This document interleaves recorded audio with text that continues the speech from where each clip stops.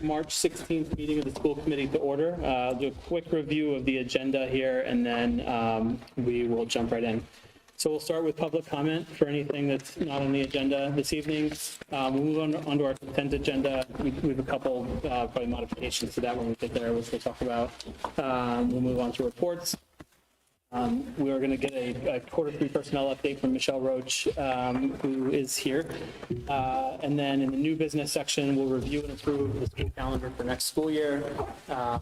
Milczewski and the team will review the RISE director search process. We'll have a discussion about how the school committee would like to or will engage in the district strategic plan process.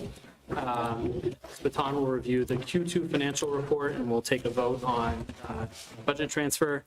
And then we've got, I believe, 8 policies, which are in the one meeting approval flow, which we will review and potentially take votes to approve this evening.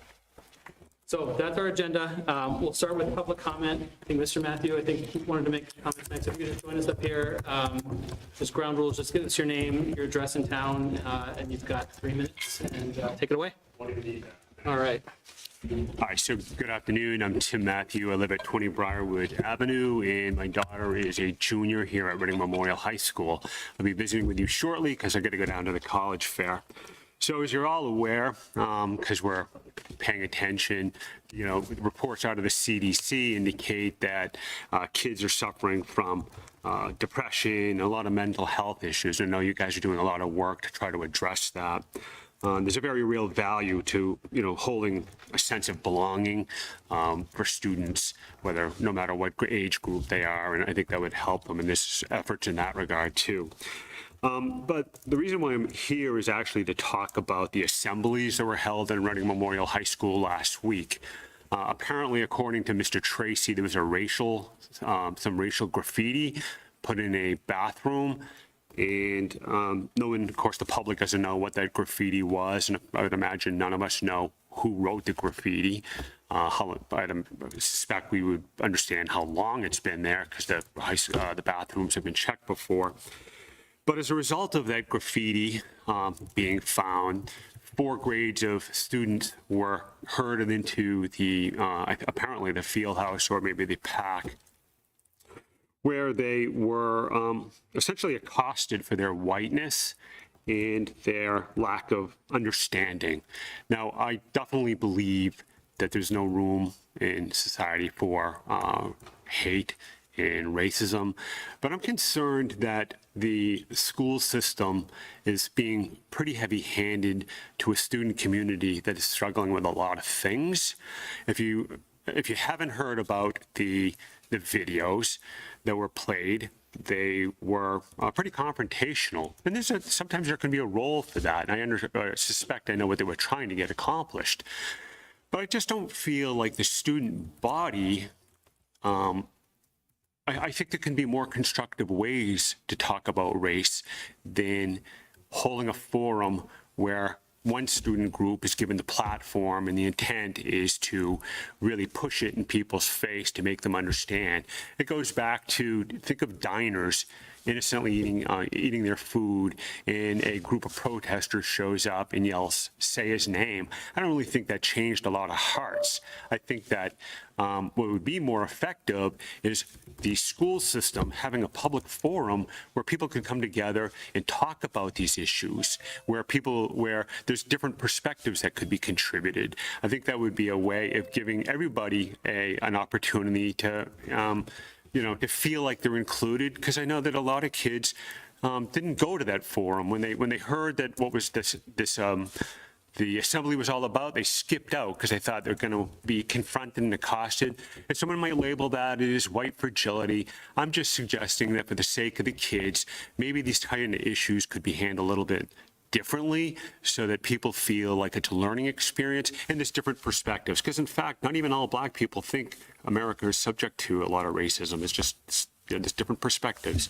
I didn't see any mention of this in the packet or any kind of, I know that there was some parents who raised concerns about it. I just didn't see an email in the packet. So I just decided to come over and make my comment public before heading to the college fair. So that's all I got to say. All right. So thank you. Thank you. Okay. Any other public comment this evening? Okay, let's move to the consent agenda. Let's first take a motion and then we'll address the warrant reports. I move to approve the consent agenda. Is there a second? Okay, so before we vote, I want to sort of remove from the consent agenda the warrant reports. We're trying a new best practice, I would say, which is to include the warrant reports that we, sign at many of our meetings, including those in the consent agenda.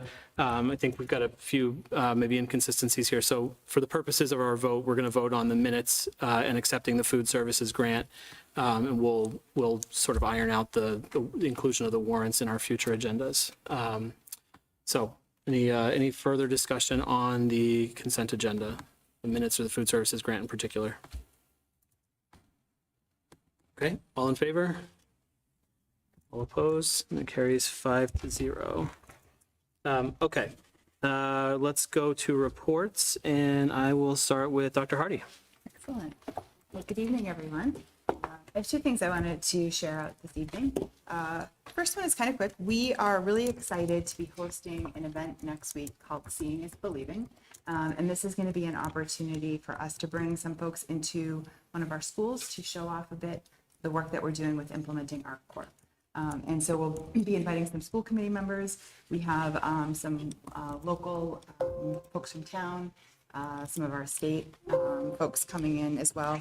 And we've also opened it up to a few of the surrounding districts who are considering ArcCore for their district. The reason or the rationale behind this is that we feel like being able to show some of the folks in our community what ArcCore looks like in action and really see what a rigorous research-based program looks like in our classrooms is a really great way to demonstrate what we've been talking about here for quite some time.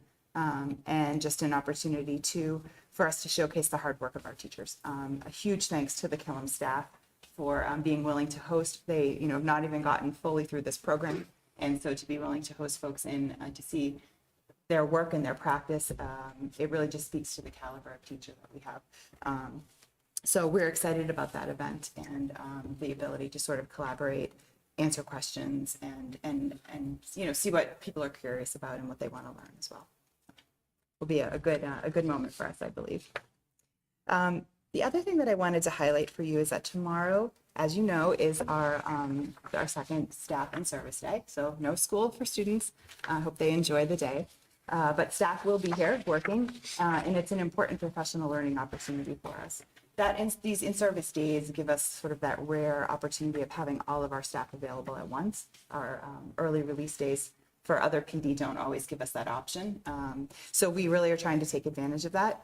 We've broken the day into sort of 3 sections. The day will start with all of our staff having the opportunity to be in building-based meetings, giving principals up to 2 hours with their staff to develop professional learning that aligns with our strategic goals. The nice thing about the in-service days is that we do have all staff available to attend those staff meetings. So paraprofessionals, tutors, those staff aren't usually available when principals meet with their staff. So it's a rare opportunity really to do some aligning and making sure we're supporting the learning of each and every individual in our schools. We've also built out time at the elementary level to give our teachers some of that really rich content-based PD that we've been working on this year. Our K-2 teachers will have their first introduction to ArcCore. We're starting with an initial training, looking at foundational skills and reading. So we will launch that tomorrow, something that our 3 to 5 teachers did not have the opportunity to do as we didn't launch until the fall. So we're really excited to be able to offer this. And both K-5 teachers will also have the opportunity tomorrow for some more content-based PD in our math program. With middle and high school, we're excited to have the opportunity for some vertical meetings. It's another really strong benefit of that full professional day. Just to give you a couple of examples, we have teachers, our 8th grade and 9th grade social studies teachers are able to get together. They're going to spend some time looking at student work and aligning expectations. That's one example. We have our entire middle school and high school science departments meeting together tomorrow. We're going to start laying the groundwork for the curriculum review process that's going to happen next year. We're starting to build some relationships and some common understanding across the department. So it's a fine example of why the full day in-service days are really valuable to the professional learning and the collaboration of our staff. It also gives us an opportunity too to provide some rich PD for staff like our nurses. So tomorrow, our nurses will participate in 2 PD sessions with Children's Hospital. They're going to focus on cardiac assessment and seizure protocols. So those are really important opportunities so that we keep our staff current and ensure that they're constantly learning so they can best support our students. And then the final thing I'll say, just sort of as a strong advantage to our in-service days, is we can get our K to 12 departments together. We do have some departments that operate that way: health and wellness, our fine arts, and then we also actually bring our entire special ed department together tomorrow afternoon. This will include teachers, therapists, paraprofessionals, and the special ed department is going to talk with our staff about the recent program reviews, sort of walk them through where we are, what the plan is going forward, break out and actually start to dig into some of the work. So it's a rare opportunity that we have to kind of gather everyone together. So we're doing our very best to take advantage of that day to ensure that it's productive for our staff, that they walk away feeling that they have had time to learn, to have some professional learning, also to spend time collaborating and connecting. So really looking forward to the day. Thank you. Ms. Baton. Question. Oh, sorry. Go ahead. Sarah, apologies. Maybe I missed it, and I think with a couple of meetings going on, reading through the financial portion that Ms. Baton's going to go over later today, there's some talk there about February and April vacations academies, and I wasn't sure if we actually did pull off the February vacation academy this year, and whether there's some highlights that you could share quickly on that as well. Love to. The plan for April as well. Interrupted by snow again. Seems unavoidable. But yes, this year for February and again in April, we're running academies very similar to the structure that we ran last year. And looking at grades, this year we actually start in grade 2. So we have grades 2 through 8. We offer sort of like a project-based learning. So over the 4 days, students were able to participate in an academic project that was related to literacy or math, but also embedded science and social studies. Those really are opportunities for just to keep kids engaged in school and to keep them sort of like active and thinking during the vacation week. Up at the high school level, we've offered a couple of different academies. We offered SAT prep and also an executive functioning academy. In April, we're going to switch those up. We're going to keep actually the executive functioning in April. Seems to be something that people are seeking out. We're also going to add in writing the college essay academy in April for high school. And then grades 3 through 8 will have a similar format. Thank you. Okay. We also can put in like an upcoming packet too, just any other like information on enrollment, amount of students, staffing, all that kind of stuff too. Just that. I'd love to see that. I didn't ask ahead of time, so I knew she wouldn't have it immediately available. It would be great to see some of that information as well. One other piece too, just that there was it was 4 days, as we know. One day it had to pivot to remote. So I also want to thank the teachers too, who just kind of quickly stood that up on short notice too. Because that's, as we've done before, it's not easy. Okay. Ms. Baton.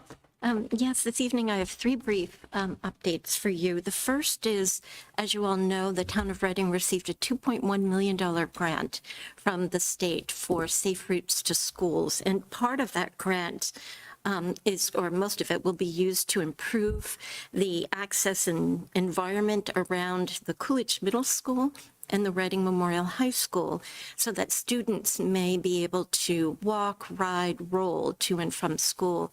An important data point for this work is to hear from families about the ways in which students get to and from school. So I wanted to remind the community and the school committee that Principal Marchand and Principal Tracy sent out links in their weekly newsletter, a survey for parents to complete and students to complete. We actually added an additional question, which was for those students that actually drive themselves to school. We added that in. The link closes on March 24th. So we're hoping that as many people in the community as possible could respond to that survey. It would be very helpful to the town in order to allocate these funds most effectively. The second update is regarding the MSBA Killam project, school building project. As of Wednesday, we submitted to MSBA for their review and comment a draft of the OPM's request for services. They'll review and provide feedback to the town manager. sometime next week by March 24th. Between March 24th and August, there are a number of steps that we'll be taking in order to identify and contract an OPM to lead this project. We're going before, or the schedule will be presented to the Killam Building Committee on March 20th. So those who are interested in learning more can tune in. And then lastly, regarding the Special Ed Reserve Fund, representatives of the school will be going before the Bylaw Committee on the 27th in order to present an overview of the reserve fund and to answer any questions they might have. So again, this is a new fund. It's something that will be important to us, to the school department and the community. So if anyone else would like to tune in or attend or forward questions to learn more, I welcome them to do that.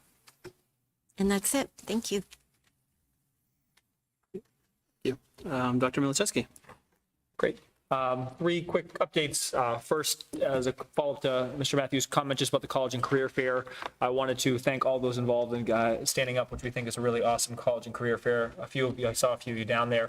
Over 100 colleges here tonight, also over 10 careers, and also the military represented, and just a ton of students and staff down there.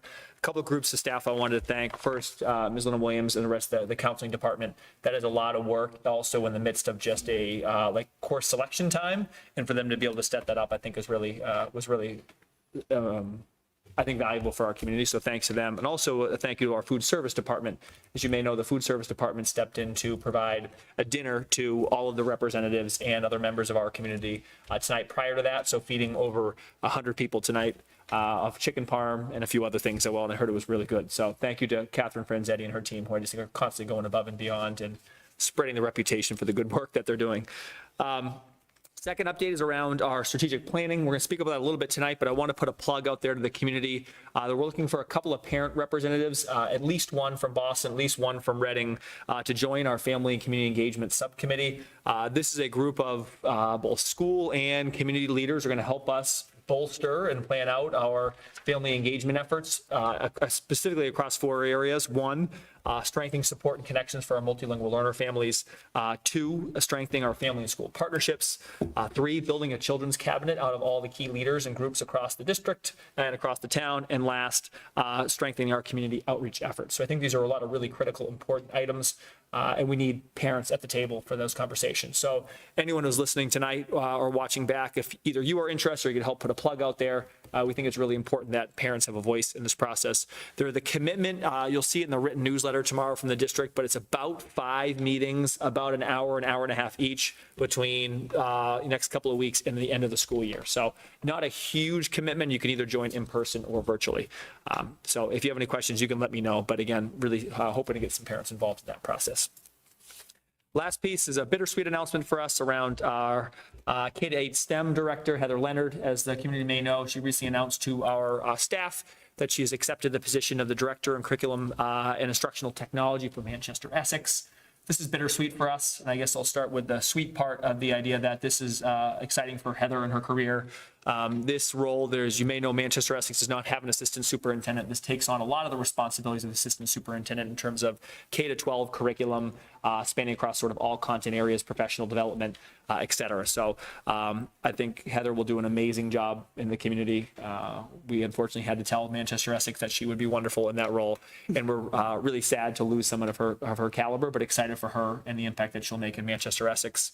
I think now in the bitter part, Heather's done an amazing job in the community for the past 10 years, both as the principal of Barrows and also now most recently as the K-8 STEM director.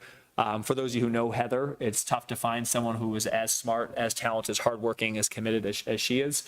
So I'd just like to thank her for all the work and dedication to the Reading community. I think she's moved a lot of things forward to position our district well. I think she's had a lot of personal impact on a lot of students and staff.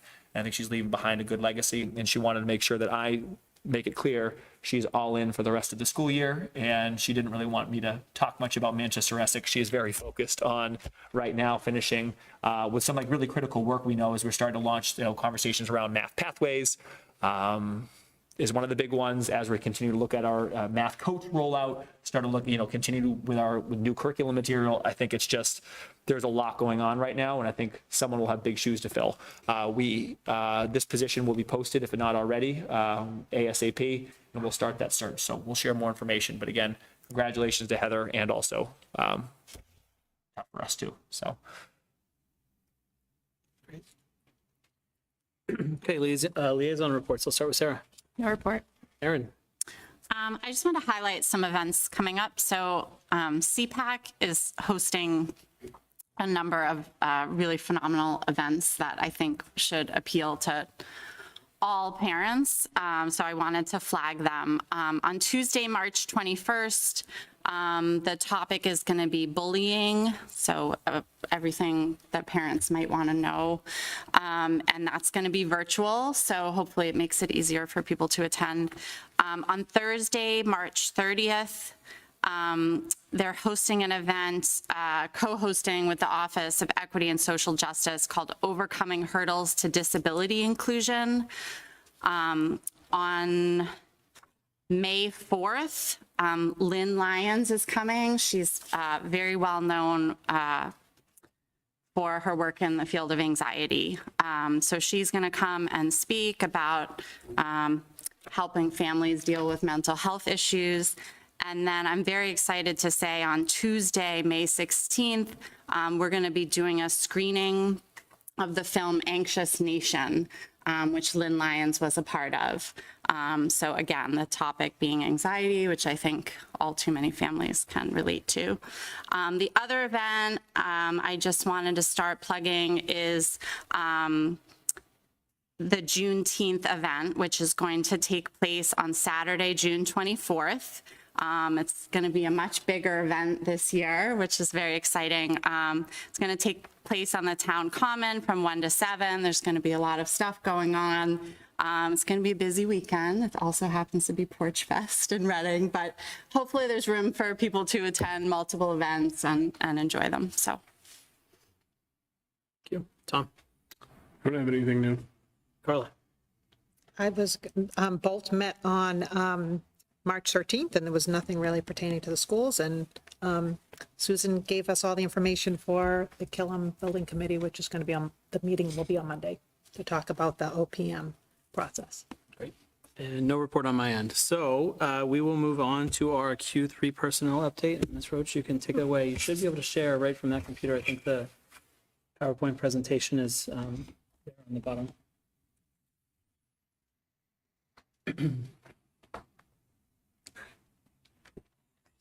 Oh, just go into the Zoom window and share that from Zoom.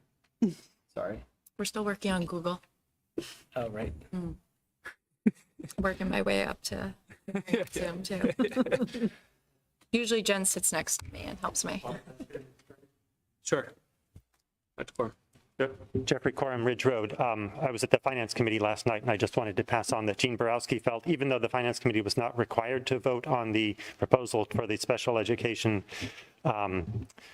fund, and that she felt it was important that the Finance Committee weigh in, that we thought this was a good idea to recommend that the town meeting approve it when it comes up for election. And also we voted to approve the town budget, or to recommend the numbers in the town budget for town meeting coming up. It also explains the call I missed from her, so thank you. Appreciate that. Okay, hi everyone.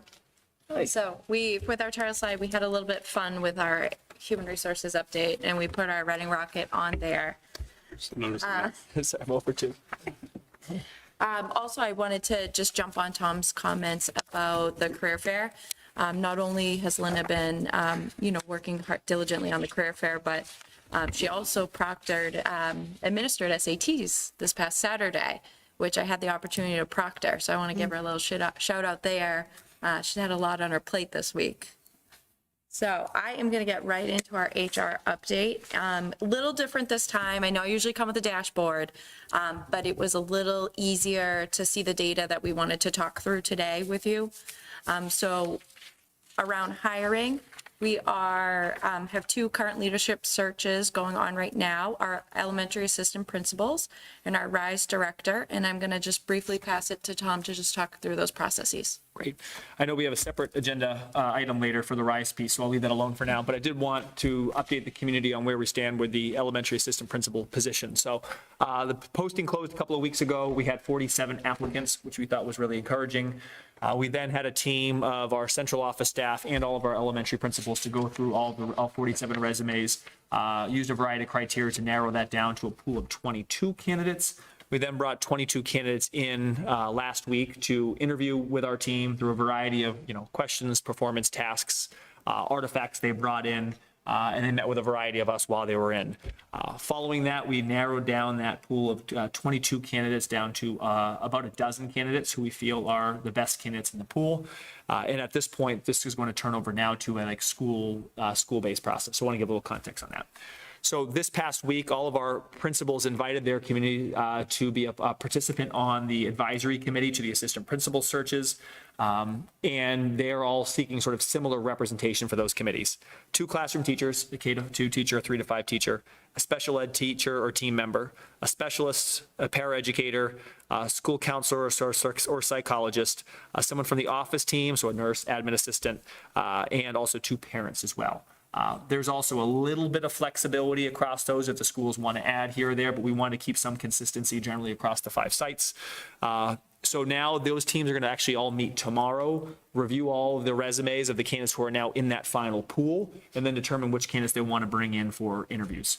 They will conduct screening interviews next week, and then likely that following Friday or the Monday after, put forward recommendations to the principal around finalists. So a couple of things that we can expect that are going to be consistent across the process are these timelines. So we can expect that by next week are all the screening interviews. The following week, so that'll be the week of 3/27, are all the finalist interviews, likely to be able to then think about offers in early April. So we are meeting consistently with the principals to make sure we're all sort of on the same page with timelines. I think what may be a little bit different in all of the sites is that they may handle their screening interviews different. They all may decide to have a different amount of candidates to bring in. Some may bring in 5, some may bring in all 11. That's sort of a school-based decision.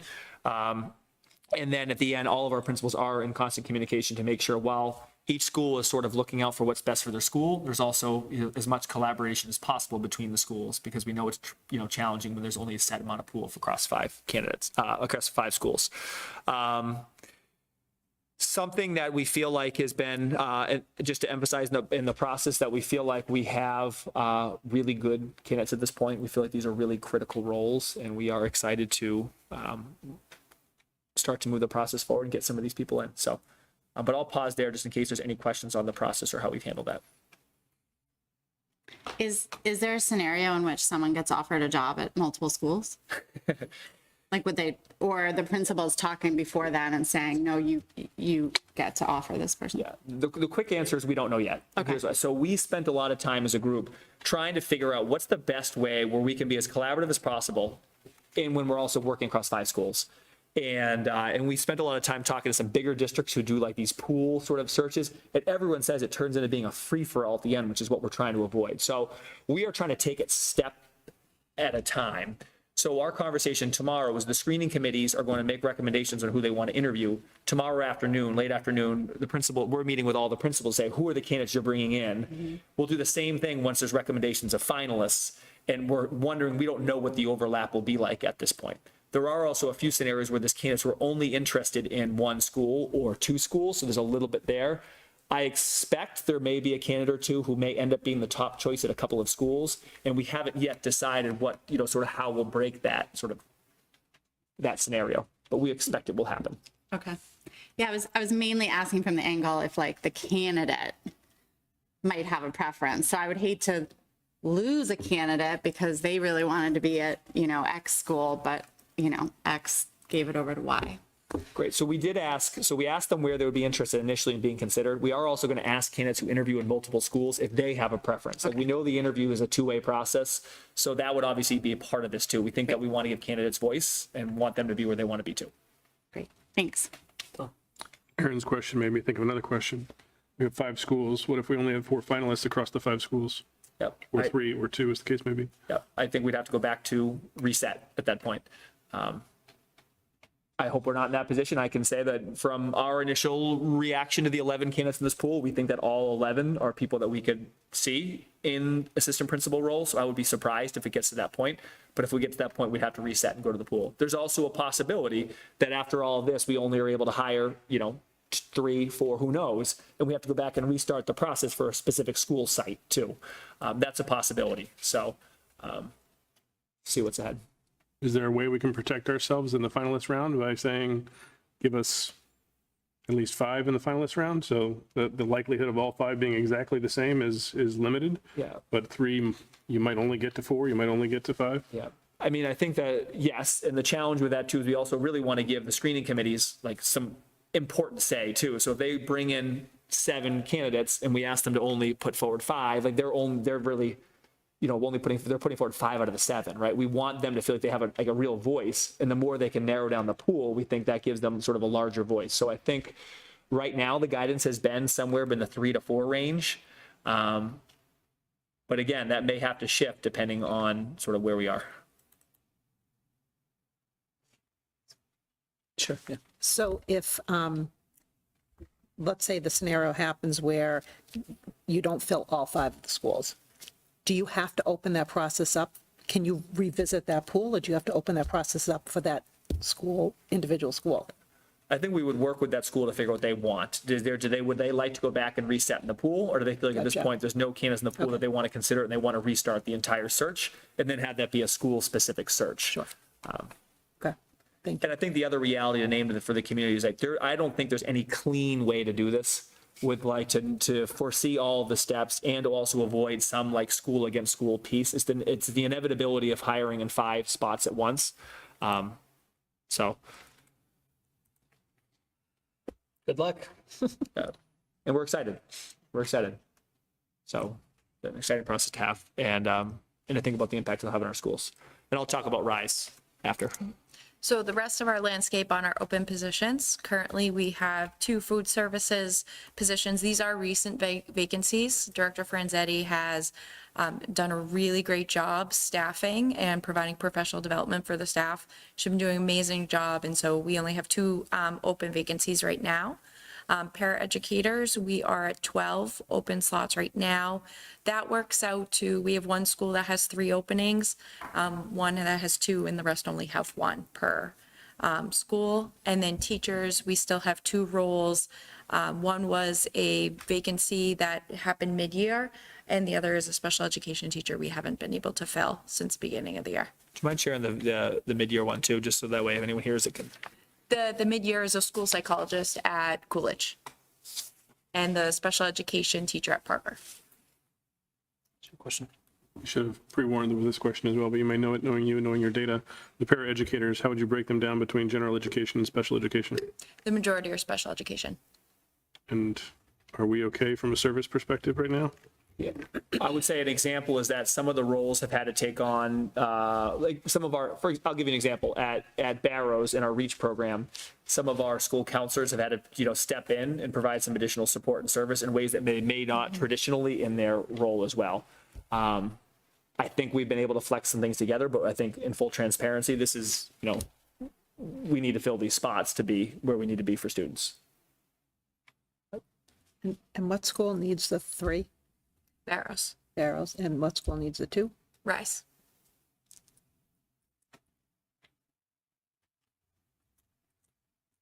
Okay, so I am going to move on to leaves and terminations. So we just want to give you a look at what we're trending for our June 30th departures. We do have 10 teacher retirements that we're anticipating, as well as 3 staff resignations. Also for leave of absences total, we have 58 leave of absences that we are aware of right now over the course of the school year. We have 16 people currently on leave. We've completed 30 leaves, and we are still anticipating 12 that haven't started yet, but we know they'll be upcoming. Yes. So at what point do we start? I assume we have to fill those 13 positions. Yes. At what So- point do those become added to the previous page? So right now, it's a building-based decision. because we have to, they all look a little bit different, what the roles are. So it's a building-based decision on when the principal is ready to post and start the search. What we recommend is that they don't start the search until they're ready to start recruitment for it. So they're going to have to start their panels or whatnot and see what that process is. But as a guideline, we use that March, April timeframe. So we're right in that window. So I would say in the next few weeks, we're going to start getting those roles up. Great. Some already are up too. Like, for example, one of our MLL teacher Yes. roles is already up and already getting some traction too. So some are already going. Yes, we have that one. Karen Hall is actively recruiting for that one. Great. So I also wanted to dive into some of our sub fill rate just to show you how we have increased our pool, where we have made changes. So what you'll see right here is in the first 3 columns, this is school year 22, where we have our daily absences, what our average daily subs were by month and what that average fill rate looks like. I wanted to make sure that you're able to see what that percentage correlated to, so you could see the change. And then you'll see for comparison, SY23, we are working hard to increase that sub pool. You'll see we have overall increased it, which is great. We still have ways to go, and we've been creative. I'll talk in a future slide about our high volume rate, but you'll see that we have increased it. We are increasing our average fill rate by day, by month, and you'll see in December and January, we do come up even more because we do have a lot of the college kids that come back and they are with us for the majority of their break. We're very grateful for them. So you'll see that big bump up because that is actually, I think we onboarded over 40 students alone in December to get them into classrooms. So you'll see that big bump, which has been really helpful for us. Are there any questions before? I knew you were going to have one. I could feel it. I heard you from here. This is maybe a little bit of a sensitive question, and my children will probably tell me to shut up, but those recent high school grads, college students, when they're coming into the high school, they're viewed as a peer, not a teacher, and it's not effective, frankly. So is there a way that we can make sure that when they volunteer, we put them in middle school or elementary as opposed to the high school, where they're not looking at people who were in the same classes with them last year or in the drama club with them last year, on the sports team with them last year or anything else like that? And they're not looking at a peer, but they're looking at somebody who's an authority figure? I think that's absolutely something that we can discuss because we can limit where they are. I think part of the draw for them to come back is to be in the high school. So we'd have to just balance what that is for us. If that would be, that would deter them from coming back, or if they would be more, comfortable at the middle or elementary school or the preschool. It's an interesting weighing factor, right? You need somebody there to administer the class, for lack of a better way to say it. But is a class actually being administered? I don't know about anybody else here who's got high school kids. My answer is no, it's not. So the effectiveness is questionable to me. Yeah, that's fair. Dr. Corr. Jeffrey Corum again. I'm interested to know what that 50% fill rate looks like on a daily basis. You walk in, is it a bunch of kids are in the pack being watched by one teacher because you don't have enough subs? Is it paras filling in? Is it, what does it look like? And also, how are we doing compared to neighboring communities, and what are they doing better or worse than we are? Yes, so you'll see with the daily absences, thank you for bringing that up. I forgot to mention that. So our average daily absences, if you work out the percentage of the fill rate, that won't correlate, right? So if you have the 50 absences in the 16 subs with a 43% fill rate, that math's not going to work out. And that's because that 50 is based off of total absences, because we have a lot of departments. The first one that comes to mind is PE at the high school. When they have a teacher out, they are covering other blocks. So we may not require a sub, an outside sub for that role, but we do require a sub for those classes. So there may be sections that are together, or they may be taking those courses during their free periods to cover for colleagues if they're absent. And I could build on a little bit too on like there's a couple of like I think Michelle, you did a good job speaking like the 50%, how that plays out. I also think in terms of just like potential ways we close that gap. One is department heads. That's like probably first and foremost what happens at the high school. We don't love that idea because obviously we want to invest in our department heads, but they are sort of sometimes the first ones to jump in and cover classes in their department. It does help with continuity of being able to so obviously know the content and jump in, but there's obviously drawbacks there. Tech and teachers can sign up on like some of those classes that department heads don't pick up to be paid during their prep time to be able to pick up to. Sometimes it like aligns with their own content area, and sometimes it's just another teacher stepping in and trying to, you know, move the class forward. Third, you said paras do cover at times.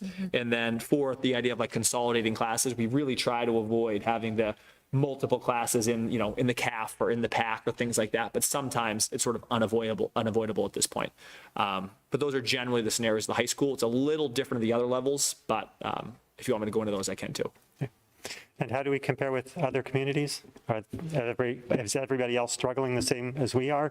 Or do they have better pay rates or worse pay rates and therefore worse fill rates? So I can speak to that. So in my HR directors group, that's one thing that we talked about is just the struggle to get subs. We have done a lot of work on the sub rate. So we do our $100 a day or $105 for a certified teacher. That is a competitive rate in the neighborhood. And when we do run our high volume days, which I'll get to, that is higher than the area. So we are seeing an influx of subs on that. It's just not sustainable for us to stay at that rate for the duration of the year. This is a major pain point for every district that I talk to. And honestly, like a lot of districts that I talk to are really struggling even with staffing for full-time positions, and then even, of course, and substitute teaching too. But this is a major challenge. Sort of for everyone at this moment. I don't know a district that I've spoke to that doesn't have a major shortage, even some of those that are a little bit higher than us in pay. Now, we have talked, and we haven't done the analysis yet, but we have talked, is there a point sort of that we think financially, if we were to go up to, you know, sort of an X rate, would that then we be able to sort of, we think, get a more consistent sort of substitute pool or significantly expand our pool? And we don't really have that data to know yet. From the neighboring districts who are a little bit higher than us, a little bit higher hasn't really swung it for some of those districts either. Okay. And you did say that the teachers that sign up to do this sub during their free blocks, they get a little extra? They do. Yes. Okay. They do. And there is obviously a lot of work we can do, like as we look at sort of financially, is there, you know, there's an argument to be made for maybe you invest in like building-based subs where you're not paying teachers to be able to pay the X dollars an hour to be able to cover, and that adds up, and that actually is more than what a building-based sub would be. I know we've had a lot of even internal conversations on that too, because that does add up as a district when we pay sort of teachers during their prep time too. And Thank we you. had a situation where we had a 0.6 teacher who is in a long-term sub role, and they wanted to work 1.0. So with that teacher, they work their 0.6 within their long-term sub role, and then they do stay for the rest of the day, or I don't know the exact schedule, but that up to that 1.0, that person stays and they sub to help us provide support as well. So we're trying to get creative how we're doing it across the district as well. So just looking at the average daily absences, 22 is kind of what I would expect it to look like, to get much higher December, especially January. We don't have as many days off in January, and then, you know, start to go down. But feels pretty consistently high this year. And I'm just wondering, were more people sick this year? We weren't wearing masks, you know, like, is that abnormally high, or is that pre-COVID levels? Do you know? I think it's in line with the past few years. Okay. Only one other thing I'll add to is, Angela, a lot of people got really sick this year. We had people out for a lot, like extended periods of time too, with flus, even some people got hit hard with colds for longer periods of time. And that was just me anecdotally, just it seems like people were hit longer than maybe they would be. But I agree with you. We don't want the numbers to be that high.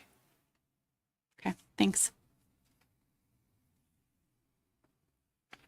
So the high volume substitute pay is what I've been mentioning with our pilot we've been doing to adjust the daily substitute rate for high volume days. And these are days where, say, there's district-wide PD.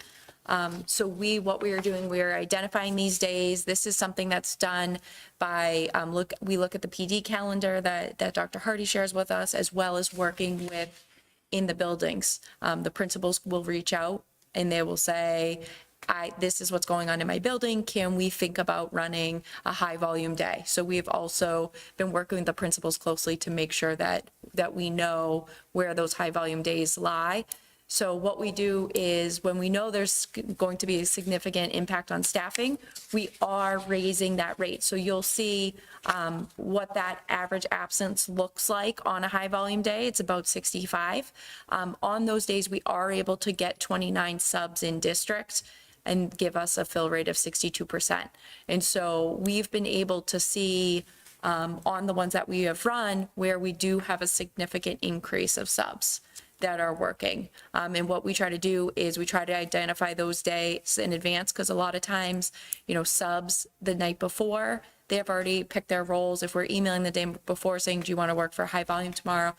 They've already, have plans for the day. Maybe they're subbing in a different district. So what we try to do is identify those days 1 to 2 weeks out so that we can email, and I email the entire sub pool to say, if any was available, these are the days that we're running the high volume rate. And this is one thing that we did right before in December when our numbers were a little high and people were getting hit really hard with illnesses. Also just want to thank again our HR team for this kind of creative idea, which is you see on those days where we're averaging 65 absences on those are really hard to fill. And something like this, I think, has been helpful to us to keep classes moving. I'll also say, I know we have a few data folks in the room. This gives us a little bit of like an insight, I think, is to say, like, if we were to up the rate to maybe 125, I don't know if we could expect that this pattern would hold, that we could expect that we would get, about 10 or 12 more subs on average. I don't know. I don't know whether these subs are filling it because, sort of every once in a while they have other commitments, or I don't know if we were to do this more often, if this is something that we could expect that trend to hold. The other thing is we've talked about, like, sort of how much can our budget sustain going up in this area too. So I think there's a lot of moving pieces here, but I know there was questions around just sort of other districts pay, and this does give us a little bit of an insight on what it could look like if we possibly went up more.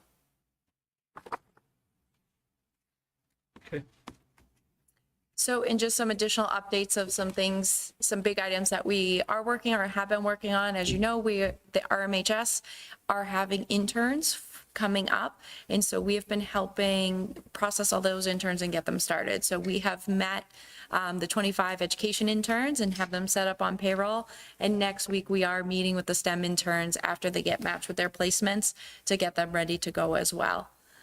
The ARPA funding, we did coordinate the disbursement of approximately $609,000 in ARPA funding to staff who worked from March 2020 through June 21. And our recruitment outreach, we have some opportunities coming up where we are going out into the community. So through Massachusetts Partnership for Diversity in Education, where we are a member, we just attended the Building Bridges conference on February 16th. Curtis Martin actually joined with us and he was sat on the panel. It was an awesome day to collaborate across the districts. We are on Saturday, if anyone has any plans, we are going to be in Cambridge from 8 a.m. to 1 p.m. For the MPDE Career Fair. One unique benefit too that's really great is they are offering MTEL reimbursement. So if we have any educators, paraprofessionals that are looking to get licensed, they are offering for each of the districts that are members an opportunity to submit once they take the test for reimbursement, which I think is really unique. So we've been working to make sure that everyone is aware of that benefit that we have. And we are also going to the Massachusetts Educational Recruiting Consortium on April 20th. And there was one we just signed up for after the packet went out. The state is hosting one for districts on April 12th that we will also be at as we start to ramp up for the next year. We are getting out into the community and seeing if we can start to recruit some new educators into the district. Go ahead, Tom. When do, maybe this is too early to answer the question, but when do we start the vetting process for next year's Endicott and whatnot, student teachers. The fellows, yeah. Thank you. That was the word I was looking for. You want me to take that? Yeah. You can speak to student teachers too. So we are actually have 2 spots we're already locked in on fellows for next year. 1 Merrimack fellow, 1 Endicott fellow. We have a final interview for for another Endicott fellow, and we expect to have that wrapped up by mid next week. And then we also have 1 other sort of that we're still interviewing, who's a secondary candidate who we're trying to see what the placement may be too. So hopefully I can make an announcement in the next 2 weeks of just all their names, roles, placements, things like that too. So I don't know if you want to speak a little about student teachers, 'cause I know we've been trying to build that with Endicott. If you have any just timelines on that piece. I know that our principals were asked in the last few weeks to submit information regarding what they'd be looking for in student teachers, and sending that off to the university. So I don't know what the timeline is to hear back, but that process is underway. Hopefully we'll be able to welcome a lot of students. We think it's really important that we're part of that system that is, bringing about that pipeline for educators, and we've benefited from having that in our district. Good program. All right, well, thank you very much. Appreciate it. Thank you. Excellent. Okay, so with that, we will move to new business. And the first item of business there is reviewing and approving the FY23, FY24 school calendar. It's in the packet. I trust folks have had a chance to review it and read some of the commentary that's provided. Dr. Malczewski, Dr. Hardy, I don't know if there's anything else you want to offer as a I'll just give you a prelude. quick overview. Yeah. So we tried to take a really collaborative process this year as we developed the calendar, just knowing that the calendar has a lot of impact for families, our students, and our teachers. So the learning and teaching aspect of it, I think, is really important.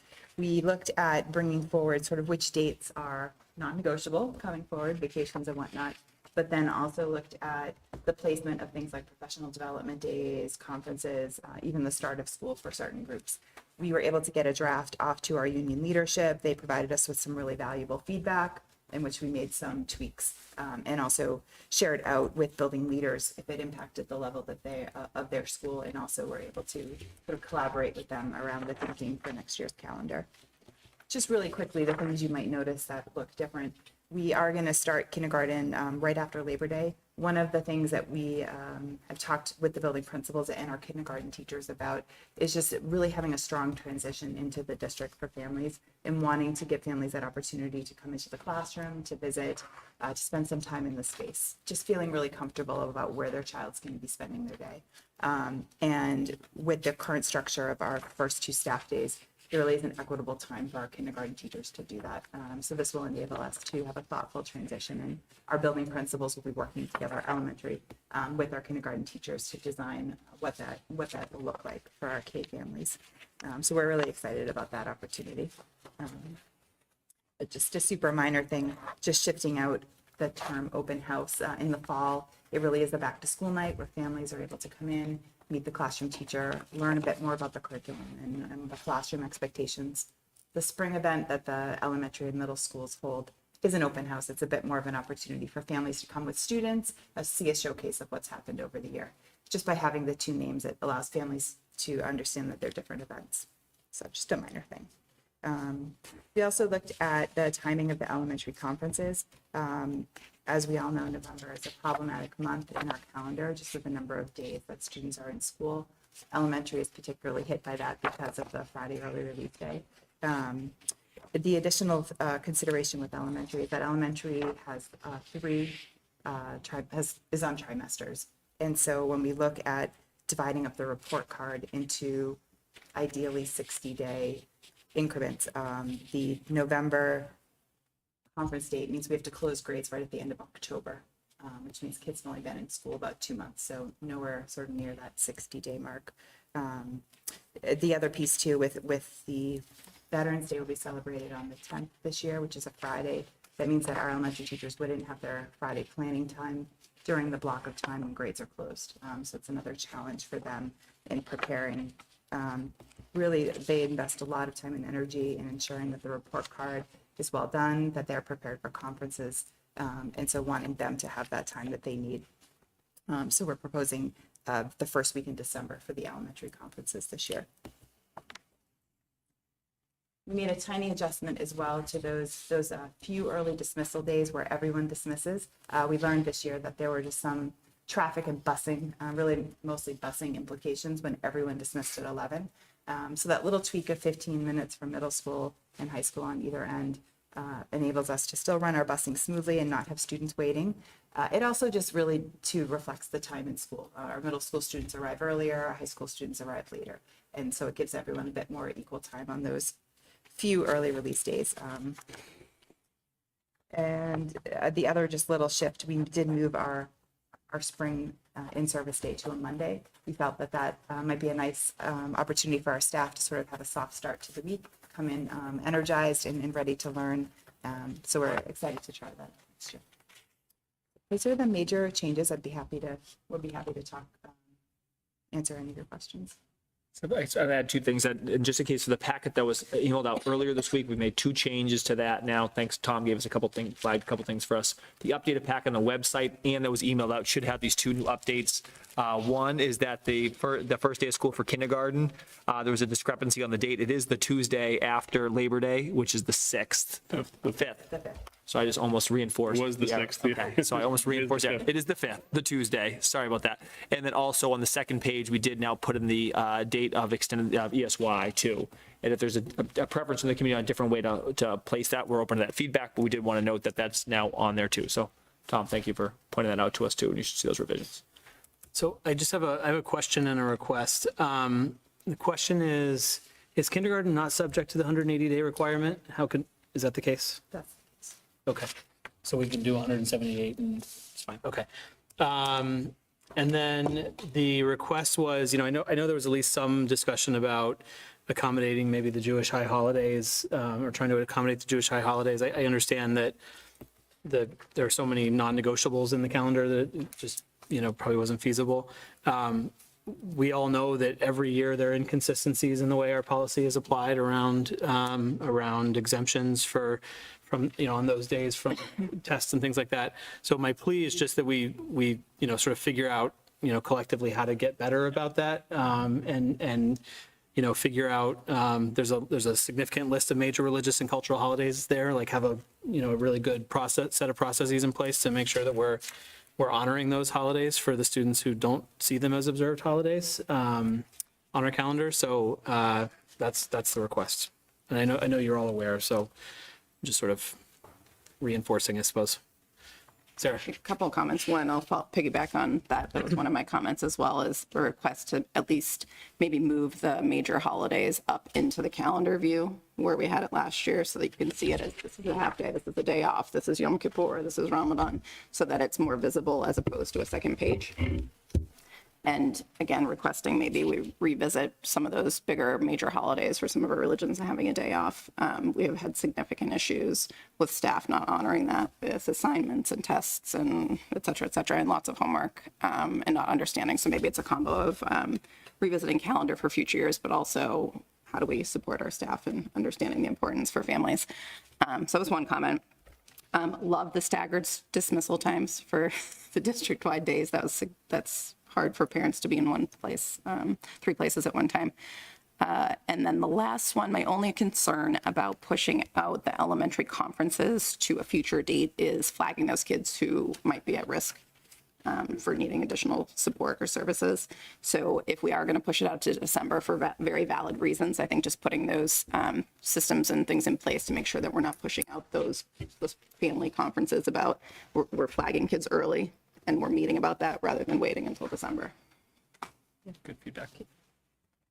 just comment on that. I think it's a really great point.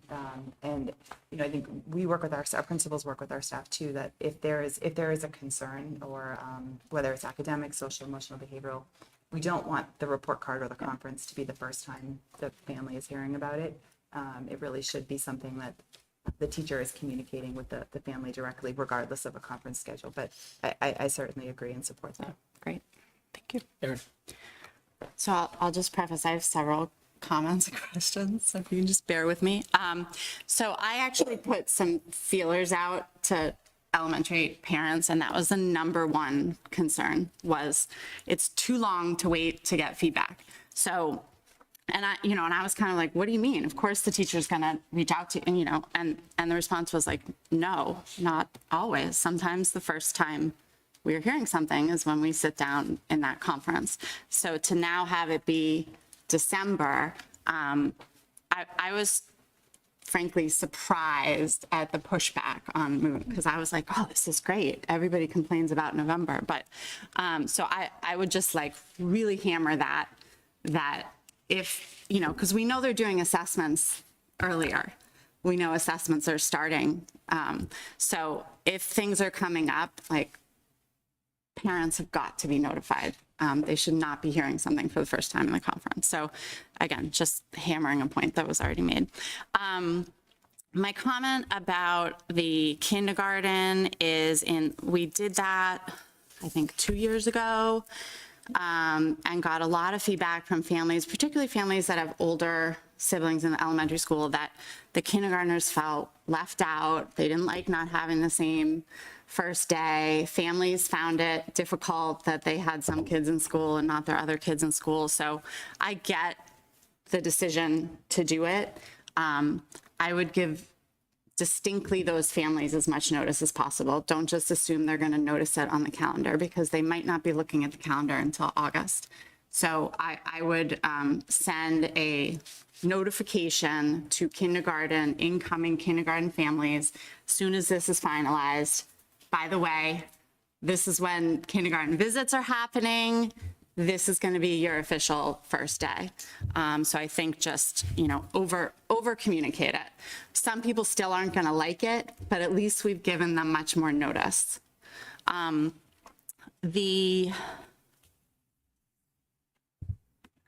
Visually love the calendar more. There are a few, I don't know if it's just, there are a few like lines that are not filled in. Like some weekends have the lines filled in, some don't. So I don't know if that's purposeful or not, but it just sort of stands out. But visually, I like that we're going back to multiple colors.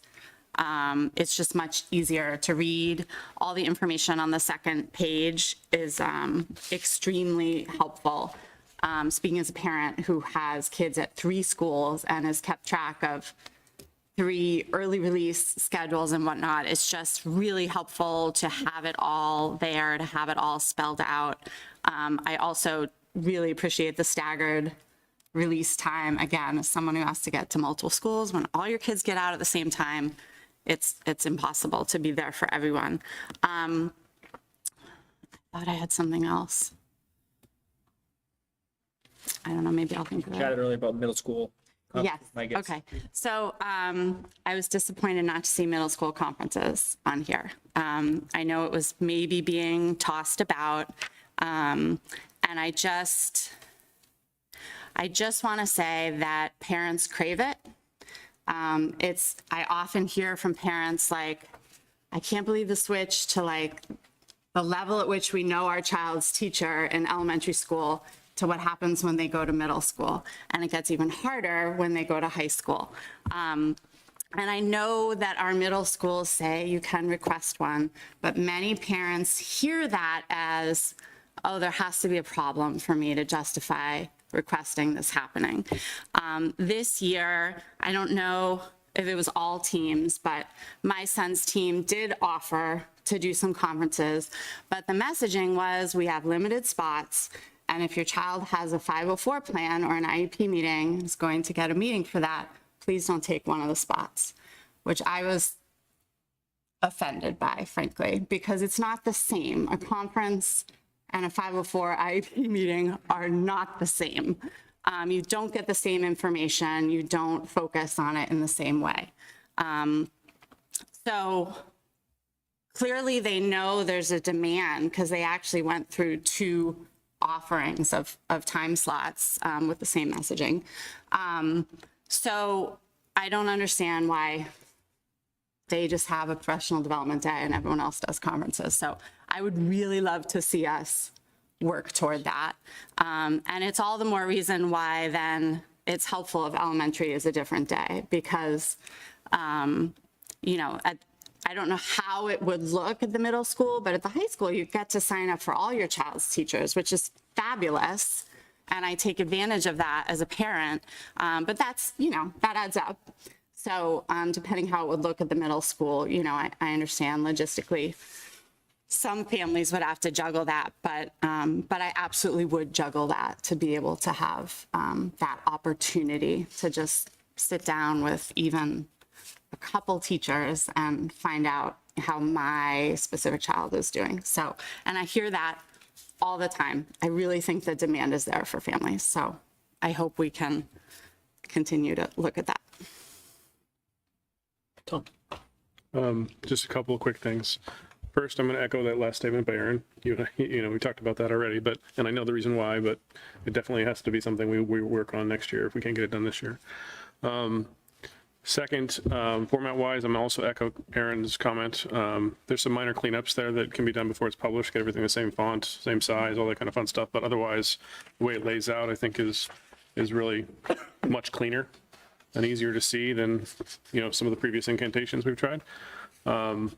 Sarah's comment about adding the religious holidays, I think there's a space issue, so figure out if we can do that from a space perspective. I like that it's all listed in one section. I think we either have arguably one or two that don't fit the category of major religious or cultural, or we're missing one. In particular, like New Year's Day, it's a major holiday, yeah, but it's not a religious or cultural holiday.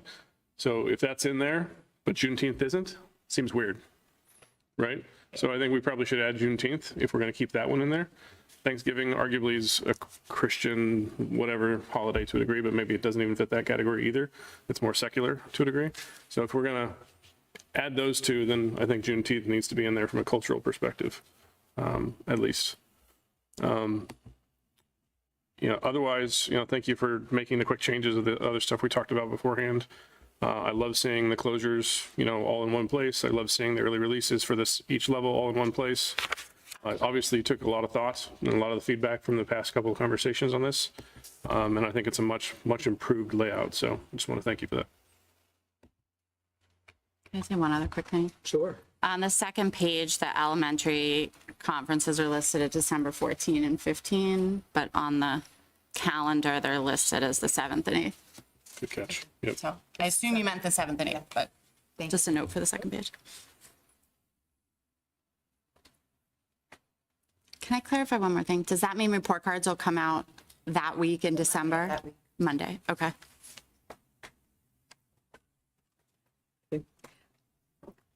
A lot of the stuff you guys pinpointed were exactly the things that I thought of. The kindergarten piece of it, of parents shouldn't hear about a problem with their child at that time in December for the first time.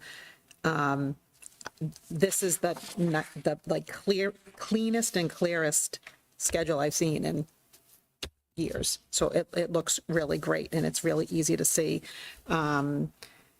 The kindergarten thing from a parent perspective is a tough one. You literally have to sit down to try and figure out who's going where at what time. But I definitely understand what the teachers have to go through.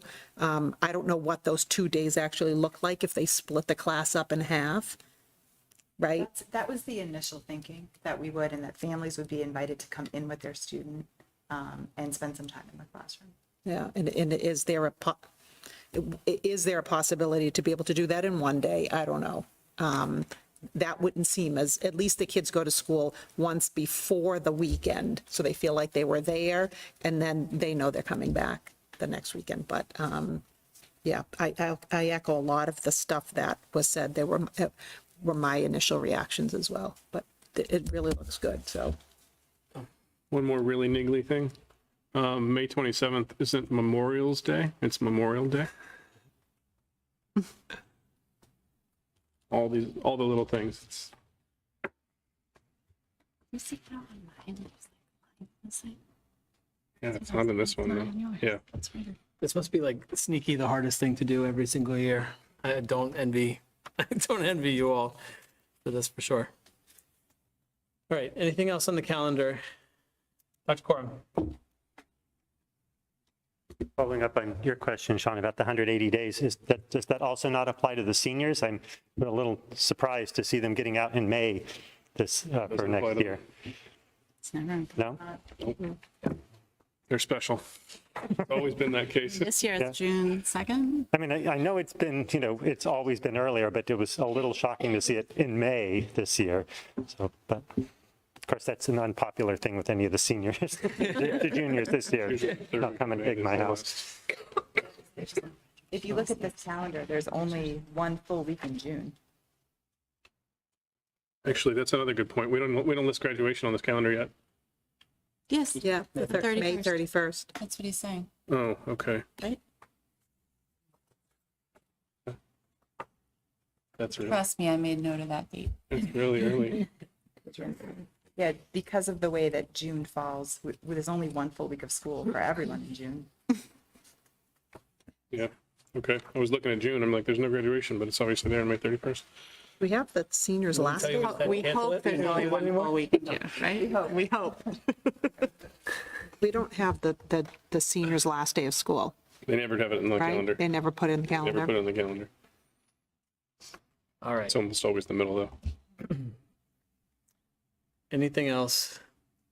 Recognizing that the calendar we vote on can receive some grammatical changes and those sorts of things.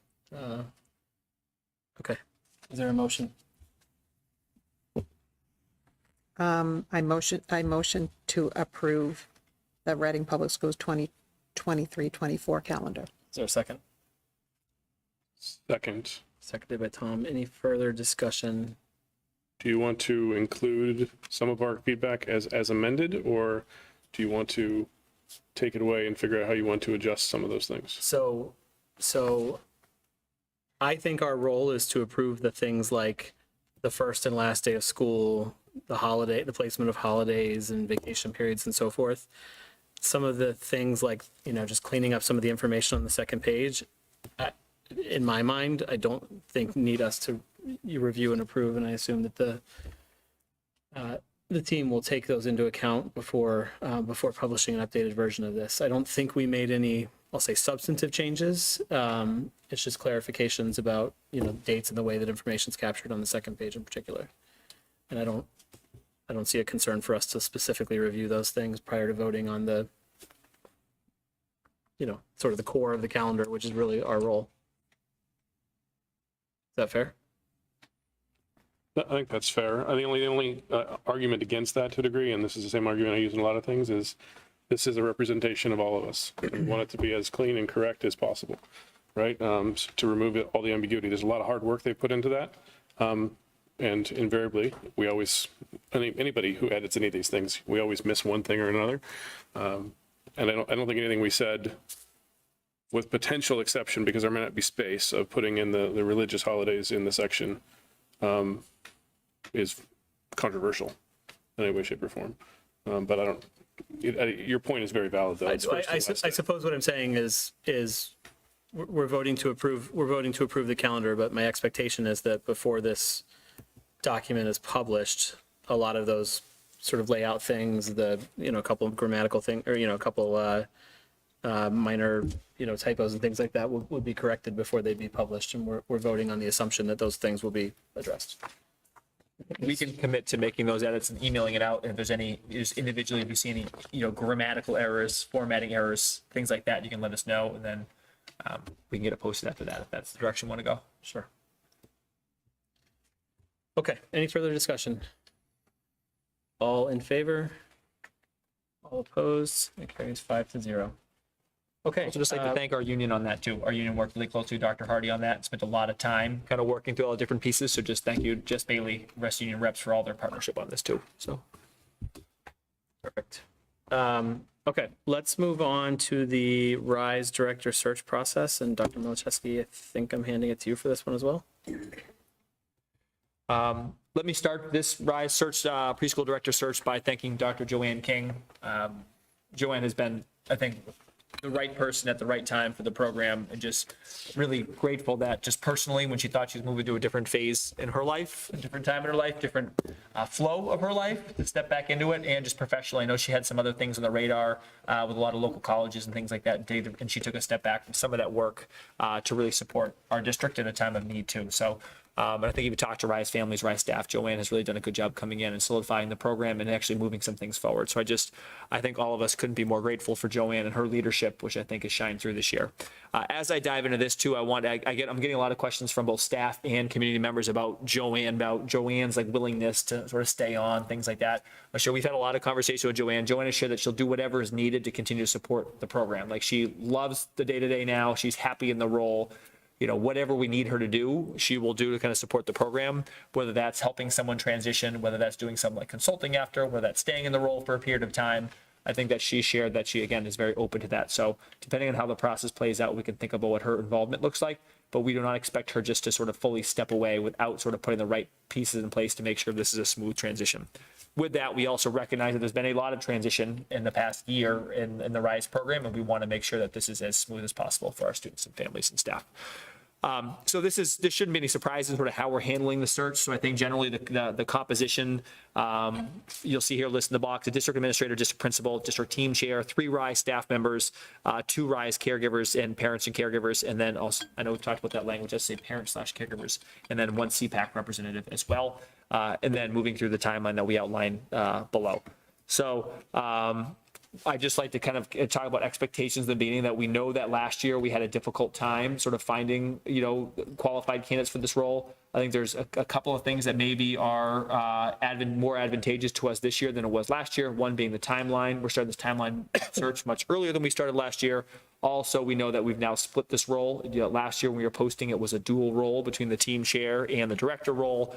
We know that was really difficult for a lot of candidates, saying to step into that role. Therefore, now with a split role, we expect that we might have some more candidates that are interested in this too. So at the same time, we also know it's a really difficult time to find high quality leaders, particularly in like director and principal roles. So while we're optimistic for some of the reasons I just described, we're also just know that we're in a context where it's hard to find really good people too. So I feel comforted also knowing that Joanne's willingness to kind of support us too in the transition as well. So I don't think I need to go line by line on the timeline. The timeline's all out in the packet, but I'd love to just pause there to answer any questions or comments from the committee.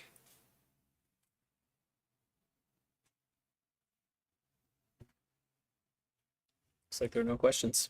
Pretty straightforward. Okay, keep everyone informed as the process moves forward. Thanks. Thank you.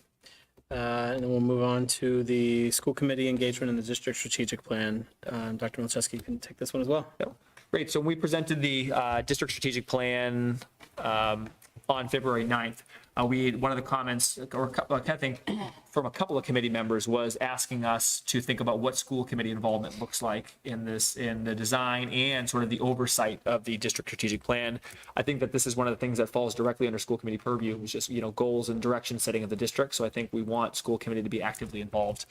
I've outlined a proposal in the packet, but I think upon further reflection, conversation with a couple committee members, I'm going to add to that a little bit too. So as the community knows, how we're outlining this is 4 areas for our strategic objectives for the strategic plan. Each of those strategic objectives has leads that we've outlined in sort of previous documentation. What our plan is to have a couple of the leads from each of the 4 strategic objectives come together, most likely quarterly, to be able to talk about progress towards the goals, to be able to give feedback to one another on progress, and to maybe change direction, give guidance, things like that. We were hopeful that committee would be it would be an advisory committee comprised of those leads, plus all of our central office leadership team, RTA leadership, and also ideally a couple of school committee members as well. So I'm hoping, if the committee is supportive, to be able to think that structure of having the 2 committee members there.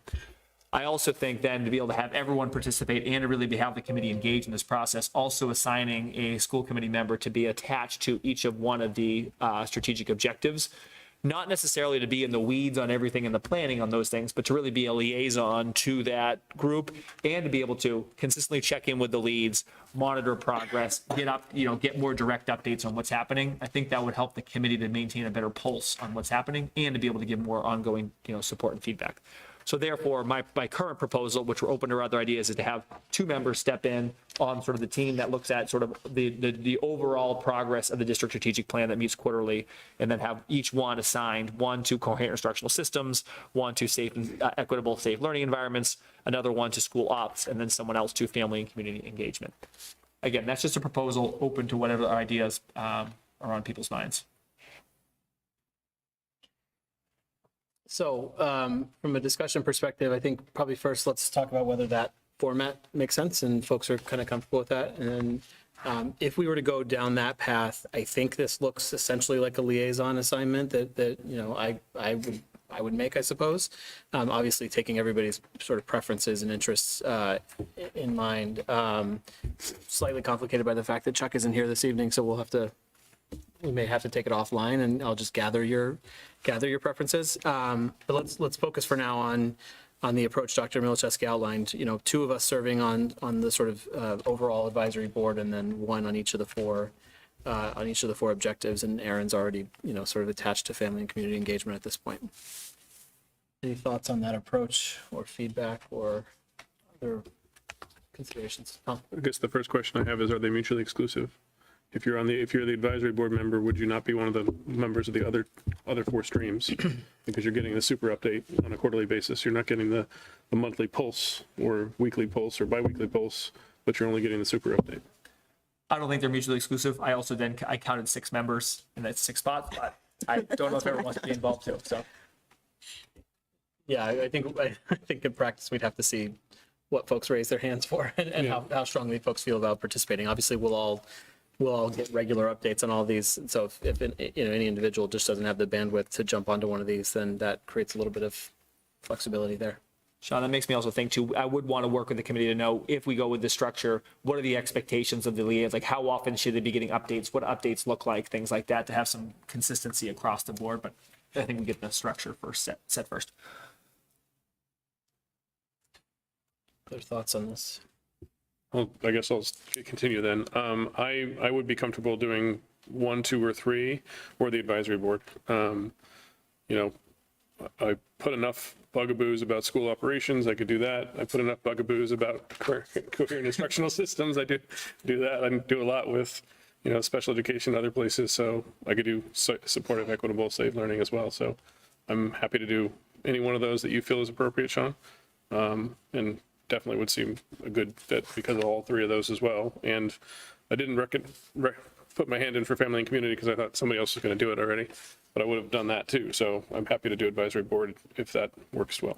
So put me wherever you need me. Sarah, do you have any preferences? No, I can be flexible too. I think the number 2, the instructional systems is probably the most interest to me, but I'm happy to plug in wherever you need me. Aaron, are you good where you're at for now? Or do you have? Yeah, I'm really excited about that group. The rock star team. It is, I know, I was like, awesome, bring it on. Carla, any preferences? I would go anywhere. I do like the school operations piece, but I'll do whatever you need. Okay, so we've got enough flexibility built in there. Let me get a chance to connect with Chuck as well. And then I will make assignments, which I'll communicate to the committee. I may just draw, where there's conflict, I may just draw names out of a hat at this point. I don't really see any particular methodology for choosing who gets what, if there are conflicts. So I'll communicate those to the committee and then we'll share those publicly during reports next time, if that works. It sounds like we're all comfortable with the general approach and process, and we'll go from there.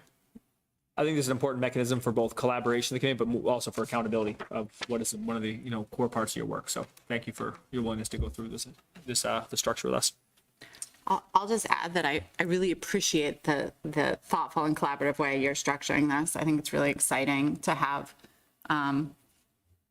so many voices and people involved in the overall process. I think it's going to make for a really phenomenal district plan for our school district. So I'm excited about the work and I'm glad to be a part of it. Great. Do you want to answer the other part of the question, Tom, that Tom had in terms of frequency and how do we engage for the 4 strategic objective liaison roles? I mean, the advisory one is pretty easy. Once every quarter, you're going to come to a meeting of some sort. So that's pretty straightforward. Tom, what's the cadence for the rest of the meetings? I know that we saw family community was like once every 4 weeks or something like that. Is that what it was? Or Yeah, we have a meeting monthly looking at So that one is like further broken down into 4 subsets. So, and then I guess they're presenting to us on June 9th. So it's all like working up to the goal of presenting on June 9th. So. And to be honest, I haven't given it a lot. I like was trying to chunk this in my mind to like making sure you were on the structure first. So I haven't given a lot of thought yet to what that cadence would look like or that flow. I think we can spend the time now brainstorming and play it out, or we can sort of think offline and give a proposal to whatever you. Are they generally all structured to be monthly meetings to get towards June, or are there going to be ones that carry past that period? And So for it's a couple of chunks. First, between now and June, we know there's the work is trying to design action plans within each of those buckets. So there's a lot of just like planning now. After like this coming June, when the plan moves forward, it's actually then execution and progress monitoring. So I don't know what the flow of those meetings will be like yet. For example, for Sarah overseeing, coherent instructional systems, I don't know whether the liaison would want to meet with Sarah and her like leads every other month to talk about progress and things like that. I don't know whether, you would expect a written report like every, 6 weeks on sort of what we're doing in these areas. I don't know, whether you would be plugged in to actually be like a collaborator and a thought partner on some of those items. I don't know yet. I haven't sort of thought through that, but I think the initial commitment is in the action planning. There's going to be more on Erin's plate than probably if whoever's like on that like steering committee. I don't think there's gonna be a lot of like planning yet on that advisory committee yet. Most of the work's within each of those 4 buckets. My only thought on this is I don't think the intent of this is or should be to create report out meetings for our benefit, right? Like I think the intent is for us to be like truly engaged, and involved. And so, I think there's a little bit of, it is going to differ by topic. It's going to differ by the nature of the work and how much volume of work there is, how frequently those teams need to meet. And, it might be the case that, we all, for better or worse, have day jobs that we may not be able to make make it every time that the team gets together and that sort of thing. I'm very hesitant to create a structure where this is about like, reporting out to us on a periodic basis. Because we're the school committee member assigned to that topic. So I'm seeing heads nodding in agreement on that. And I think that leads us to a place where we will just sort of have to feel it out as the teams come together and the work becomes clear. yeah, I would agree with what you're saying, Sean, 100%. We don't need to add more work to your plates, right? And I truly think we should be looking at this as a partnership type thing where we're collaboratively bringing the goals together and the strategic plan together. So to that end, I think one question we didn't ask before is how heavy are each of these tracks, right? That it might impact availability of a school committee member to contribute to the track if it's a heavy track over the next 3 months versus a lighter track over the next 3 months. I'm in the relatively fortunate situation right now where I don't have much conflict. All right, we don't all have day jobs. Sorry. But not everybody else is in that situation. So I think that's one of the other questions, if you think about it, is, maybe coherent instructional systems is a really heavy track. And so we need somebody who can engage at that level over that period of time versus, I have no idea because they're all heavy in my mind probably to a degree, but maybe school operations, we've done so much work already on it that it's not as heavy going forward. So I'm just trying to throw something out there that might be an additional piece of information to give Sean in his decision-making process, and that we might need to provide Sean. I can take a heavy one, I can take a light one, whatever else the case might be based on our bandwidth. I think probably everyone feels like theirs are heavy, but I would guess. Do we think there's one that's, maybe coherent instructional systems, but coherent instructional systems also has a larger team we already know with, Heather and Erin and Jess Cowan and Caitlin, Liam. I think that team has already sort of been like churning away at it too. So they're all pretty, there's a lot to do in all of them. Okay. Sorry. No, I'm just trying to see if I can make it easier. Still 2 spots at the top that have a light load this range. So For now. Those are the later ones for put your people who are heavily burdened in those 2 spots. Fair enough. Okay. All right, anything else in this for this evening? Nope. Okay. So our next order of business is the Q2 financial report, and I think we have maybe a single budget transfer proposed this evening. That's correct. Ms. Baton, I will hand it to you. Yes, thank you. Very briefly, the Q2 report shows a projected end-year balance similar to what was reported in quarter one, which is about $350,000.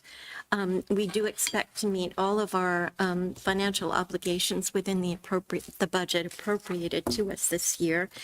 Within the report, you'll see that we, again, consistently identified some savings early and put those dollars to work right away, and came up with a number of different investments that we were able to do in short order this year. For example, conduct the accelerated programs once again for April and February vacation weeks. In special education, factored into our end-year balance, has prepayment netted out of that balance of $980,000 of special ed tuition for next year.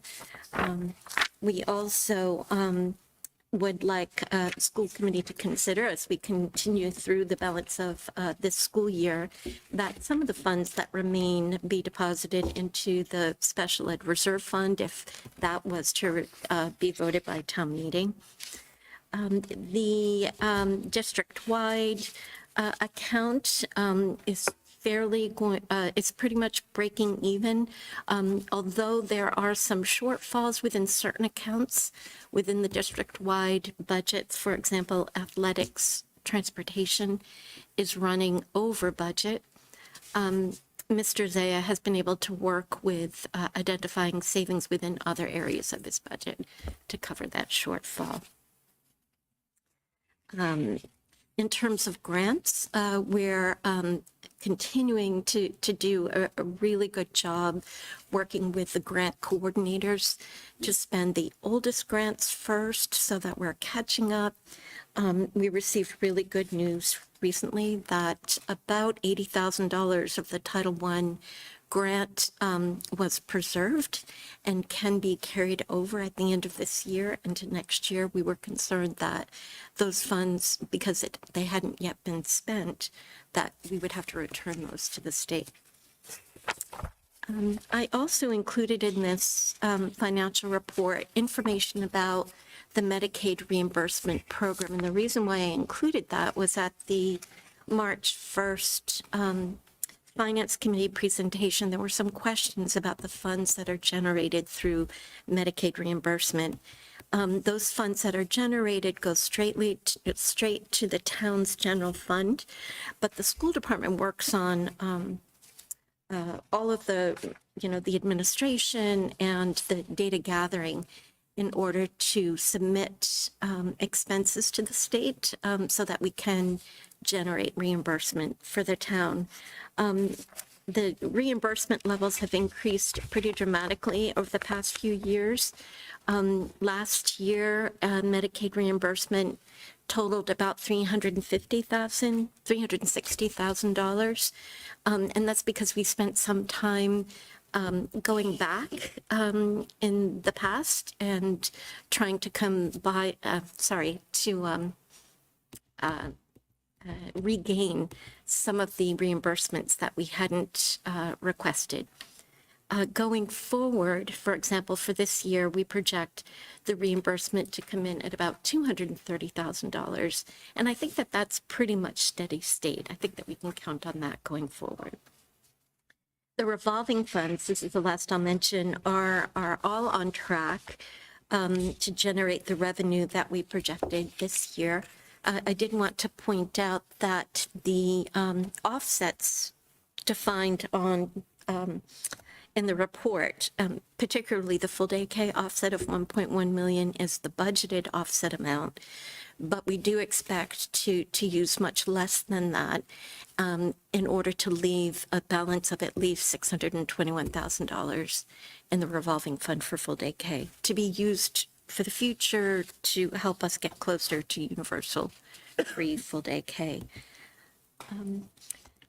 I think those are the highlights. I'm happy to answer any questions that you may have. Susan, this is maybe an unfair question. Do you remember off the top of your head what we prepaid for special education this year? 982,000. So that's what I So it wasn't an planned. unfair question. Okay, fair question. Softball. Right, so it's a relatively consistent number year over year. Exactly. Yeah, And, you know, toward the end of the year, expenses fluctuate, purchase orders and other obligations that we've encumbered, we might not spend as much as we had believed. So at the end of the year, we'll revisit that $980,000 number. Maybe we could increase it slightly. Maybe there are some other strategies that we could use to make best use of the savings that we have remaining. And then my other question was, I think it was around this time last year that we were awarded the accelerating literacy grant that kicked off the ARC, Yes. the ARC purchase. Do we have a resolution on that for this year? I know we were planning to apply again. I'm assuming since we either don't know yet or haven't won it, since we haven't heard about it. I don't know if we have a resolution at this point. We don't have an update at this point. Okay. So it's still pending. The grant application is still pending? So Yeah, yeah, okay. All right, good. Okay. Anything else from anyone on the committee? Just a real quick on the, first of all, thank you for all the detail as always. It's always great to see it. And the full day kindergarten was the question, but you had answered that already. But looking through some of the other, funds that have been sitting there, I know you've got a plan, you've been working a plan. Is there any kind of sneak preview you can give us on the student activity accounts and the other, school by school funds and how we're going to work to Yeah. bring some of those to more reasonable levels? Well, I have just a couple quick notes. I have reached out to principals, Marchant and Rochelle's, what is your? Rubino. Thank you. Rubino, thank you. And we've looked specifically, and I think Jeffrey will be happy about this, we've looked specifically at those after-school activity dollars at both schools that have been carried forward from many, many years. And they're thinking creatively about how they might use those funds. The student activity account, all of the school principals have gone through all of their student activity accounts. They've identified which accounts they'd like to remain active. They identified the accounts to close. They've identified how they want to spend those dollars, and essentially the dollars will be spent to cover any small negative balances that have occurred over the years, and the balance will be deposited into student assistance account so that we can help support students participate in all sorts of activities. The principals are ready to move forward on that. I've got the report just about done. We've completed a set of guidelines for both admin assistants in order to manage student activity accounts effectively. And Katie Buckley, the assistant principal here at RMHS, is going to be meeting again in June with some teacher advisors to complete a project that they started last June, which is coming up with tips and tricks for recruiting and supporting advisors in running the student clubs. Things are somewhat complicated when you run a club, and as advisors come on board, they feel as if they have to reinvent the wheel. So what we're trying to do is to create guidelines so that it's a smooth transition for them. And then lastly, a component of those guidelines will be training to be conducted in August. The last point that I'll make is within this report, I've included the auditor's final report management letter of the student activity account audit that was conducted. It was begun last spring for the prior fiscal year. The auditor completed it at the end of the last calendar year, just this fiscal year. along with their findings, we've identified actions and improvements that have been made to address the findings. So all of this is going to be coming forward to you. In terms of the other balances in the account, so for example, RISE, athletics, some of the other accounts have fairly large balances considering their year-to-year operating budget. I am working on a 3-year plan to show how we're going to maintain and sustain those budgets, what sort of investments we'll be making. This year, the RISE Joanne King, the director of RISE, has begun to use some of the funds in the revolving fund to improve the instructional sections within each classroom. She's purchasing low-rise bookcases, easy access to literature by students. So there are a number of things in the works. So I do look forward to getting that to you. There's just one clarifying question, Susan, just to be sure I'm understanding properly, because going through all the clubs and stuff made me think that the activities are, this thing that says student activity accounts, that section, if I look at like high school student activity accounts of 180,000, that's all of the clubs at the high school. They each have kind of a sub-account underneath the 180,000 to a degree. That's correct. Okay, so it's not like it's one big bucket, it's a bunch of small buckets that add up to that total number. That's correct. Okay, Yep. that helps me understand a lot more, so thank you. Okay, you're welcome. So I have just two kind of comments, or one question and one comment. For the for the individual class accounts, Yes. right? What happens, so from my understanding, the class can take those funds with them to Yes. pay deposits for reunions and things like that. Yep. What happens with those monies that classes don't Yes. request? That is such a good question. And I've actually reached out to my colleagues in other communities because we have 3 class accounts that have not been taken on by the treasurer or class officials. And they're really required to do that within 3 months. They haven't, we've reached out to the students, to their families, to their teachers. We've made a great deal of effort to reach those students. My recommendation to the school committee is going to be, since we've been unsuccessful, to turn over those funds, put them in the student assistant account. And if they do come back, we can support them, but those dollars right now are sitting there after many attempts. What we're doing going forward is that, and what we did last year, is that we started reaching out to students in June, saying, we really need you to set up this account, we're willing to help you, we were unsuccessful. So we're really hoping that we can be very proactive. We can ask the advisors to do all that they can, because we want the students to keep those funds. Those are their funds. But for the prior classes, I don't know what more to do. And when I did reach out to my colleagues, they were in similar situations, and they said that after a certain number of months, they do roll over the dollars into a assistance account. Do you know the years of those classes? I do the last 3 years. The past 3 years? Yes. So 2021 and 22? Yeah. Oh, I thought 20 took it. You know what? I have my notes downstairs, Okay, but it's that's the okay. last 3 years. Okay. And then my other piece was, and I had reached out to you earlier, and I reached out to Mr. Zaya too, of, as for sports, and as, if there's a spike or an increase in the enrollment for a sports team, Yes. what is his trigger for adding on a coach? Adding on a coach, so that burden doesn't fall to the parents' groups to pay for that. Because these, parents are paying a sum of money, and then they're paying for the parent group. There should be adequate staffing, at least with coaches. I think specifically for at least girls tennis, because that girls tennis is really, their numbers have increased over the past couple of years. So for things like that. They have. So Would you like me to share with the community the Sure. There's things.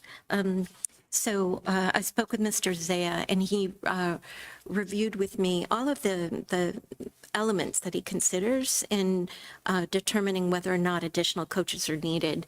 Some of the things that he looks at are certainly the RTA contract, which denotes how many coaches per sport.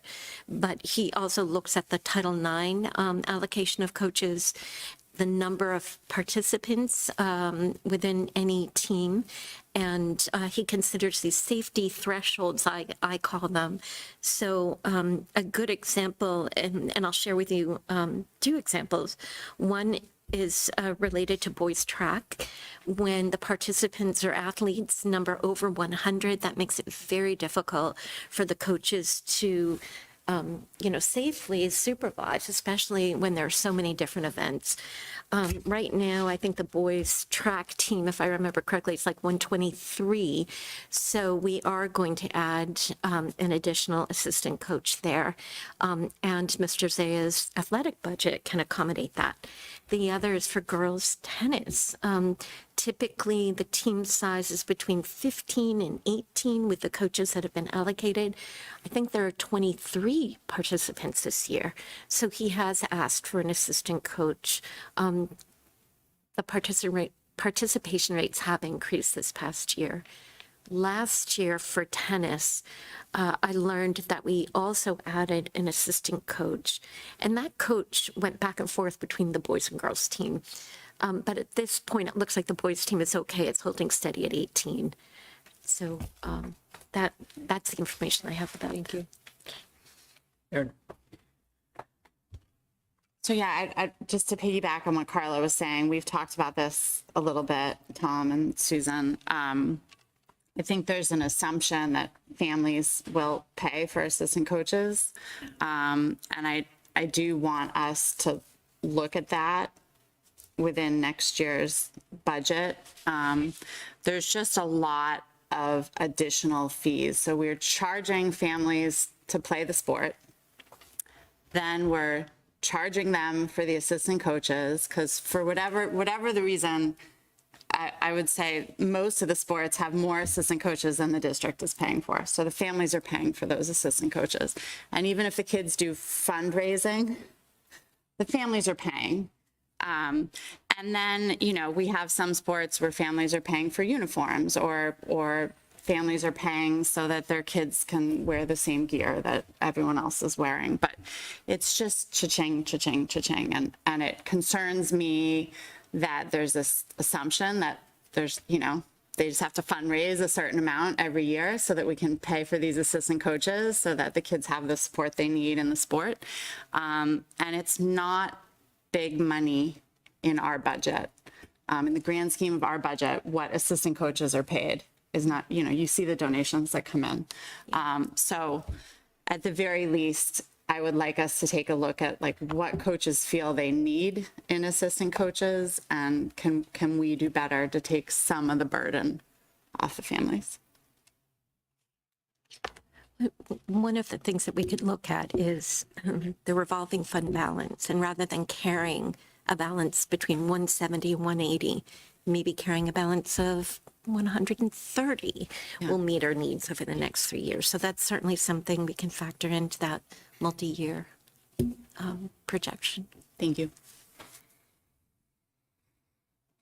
Okay, thank you very much. Is there a motion? I move to approve the transfer of $427 from the Special Education Cost Center to the regular Education Cost Center. Is there a second? Second. Tom, any further discussion? All in favor? All opposed? And it carries 5-0. Thank you. Okay, our next 8 orders of business are policy updates. I provided a brief memo in the packet. The gist of these is they're driven either by the Acts of 2022 or by updates in mask model policies over the last couple of years. They've all been reviewed, approved by council. They've all been reviewed and approved by the policy subcommittee. Tom, any other sort of global comments you want to make before we start our death march of readings here. Just don't try and say the letters back to back, Carla, as you go through it. Other than that, it's the same basic stuff. We're trying to format them the same. We're trying to account for parent, guardian the same. We're trying to account for, gender, they related stuff the same across the board as well as we go through these. And other than that, it's mostly pretty straightforward, I think. At least these ones went pretty well through the policy subcommittee. There are 3 that we did not push forward yet because they require quite a bit more work. And we're working through that with Colby and ourselves. And then there's a whole other list of probably 15 or 20 that are still coming. And those of you that opened your mail recently probably saw a 5-page packet from MASC about other policies that they've recently updated and or removed. So good thing we started doing this policy subcommittee stuff to get ourselves in gear. So. Okay, can I ask that if anybody feels motivated to waive the reading, we try to do the same first and second on that so that we can make it easier for the minutes? Can we do it even more generically? Can we? How so? Just move the way the readings of all the policies listed in the packet. I don't have any reason to think we can't. I'm good with that. Move to waive the readings of The 8 policies. the 8 policies listed in our packet. Second, yeah. All right, I think Aaron Beat me, yeah. All right. Is there anybody that would like to discuss that motion or debate that motion? No, okay, all in favor? All opposed? All right, so we will waive the readings. I feel like this is a Thank you. new practice going forward. It's preemptively waive the readings. All right, but we will take these one by one though, obviously, and take votes and see if there's any discussion on the individual policies. So why don't we start with a motion, Carla, on GBA, and then we'll take a second and see if there's any discussion before we vote. I move to adopt policy GBA. And is there a second? Second. Seconded by Tom. I believe there's some discussion on this one. GBA there is. Can I have sharing rights? And I'll be allowed to share. Sure. Do you want me to stop sharing then? Yeah. I You can't. need to make me a co-host, I John. can't make you host from here for some reason. Scott, can you make Tom a host? He's in the. Are you able to do that? I don't know if you're a host. Scott is the host. Or the Kneepad's the host. Oh, that's the. Let's see. Why can't I make you a host? I can make Tom the host. Tom a host Yeah, I from can there? make Tom Okay. the host. I am the host now. Tom, Okay. you're the host. All right, we're good. That's good. So Dr. Coram sent a note to Sean and I right before this meeting, in particular about the word assure here and the perception that it should be ensure, as it was earlier in the paragraph. When I went through that and tried to do something similar in looking at it to see what Grammarly would say, Grammarly did like the sentence with ensure better than assure. I'm not an expert to know why that's better, if anybody wants to chime in, but it does go better. I will say that that is not a change that was being incorporated yet, because that's what the old policy said, was to assure as opposed to ensure. But I think ensure is more appropriate based on what I'm being told by my grammar editors. And Sarah's nodding, so you know the rule over there. No, I just like the sound of it better. So it would be to change this here to be ensure. And let me increase the font size so y'all can see. So this Grammar lesson. right there. Do we want to know the difference between the two words? I've looked at the definitions. Assure with an A is to like make the person feel better, like remove the Yep. doubt of the person, versus ensure, which is to guarantee that something happens. Yep. So ensure with an E. Thank you, Jeffrey. A better word. Perfect. Okay. So the current amended policy here replaces assure with ensure in the second instance in which it appears there. Is there any further discussion on GBA? We can take that as a friendly amendment at this point? Yep. Okay. All right, with no further discussion, we'll move to the vote to adopt the updates to GBA as amended. All in favor? Opposed? And that one carries 5-0. Okay, we have a motion for DA. I move to adopt policy DA. Is there a second? Second. Oh, did we go with Aaron? I guess it doesn't matter. Sorry, I said second last time. We're not doing, no, we're not doing waiving the readings. Who said That's it? not a big deal. It was Aaron. All right, Aaron seconded. Sorry, Okay. it wasn't fast No, enough. that's okay. Any discussion on DA?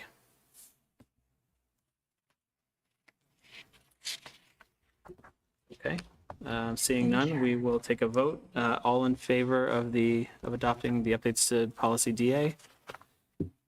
All opposed, and that carries 5-0. And let's take a motion on DB, please.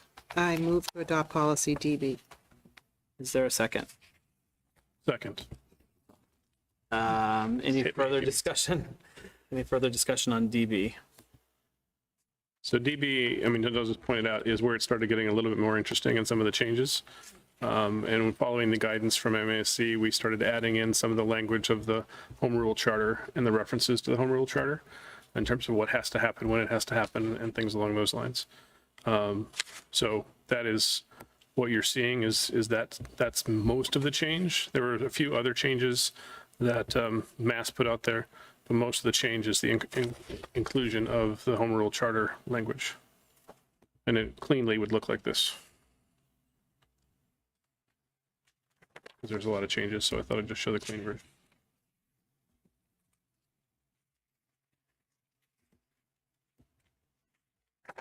Okay. Any discussion or questions on this one?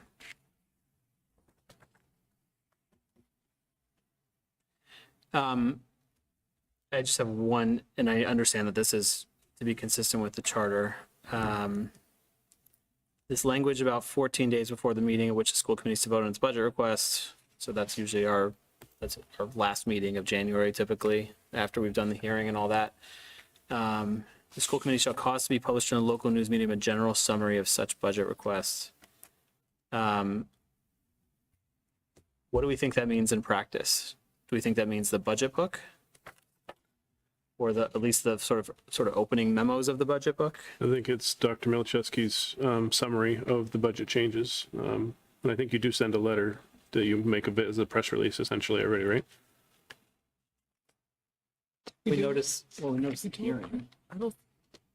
Did we do one? I thought we did one before. We have to by charter, so if we haven't, then we should start doing it next Yeah. year.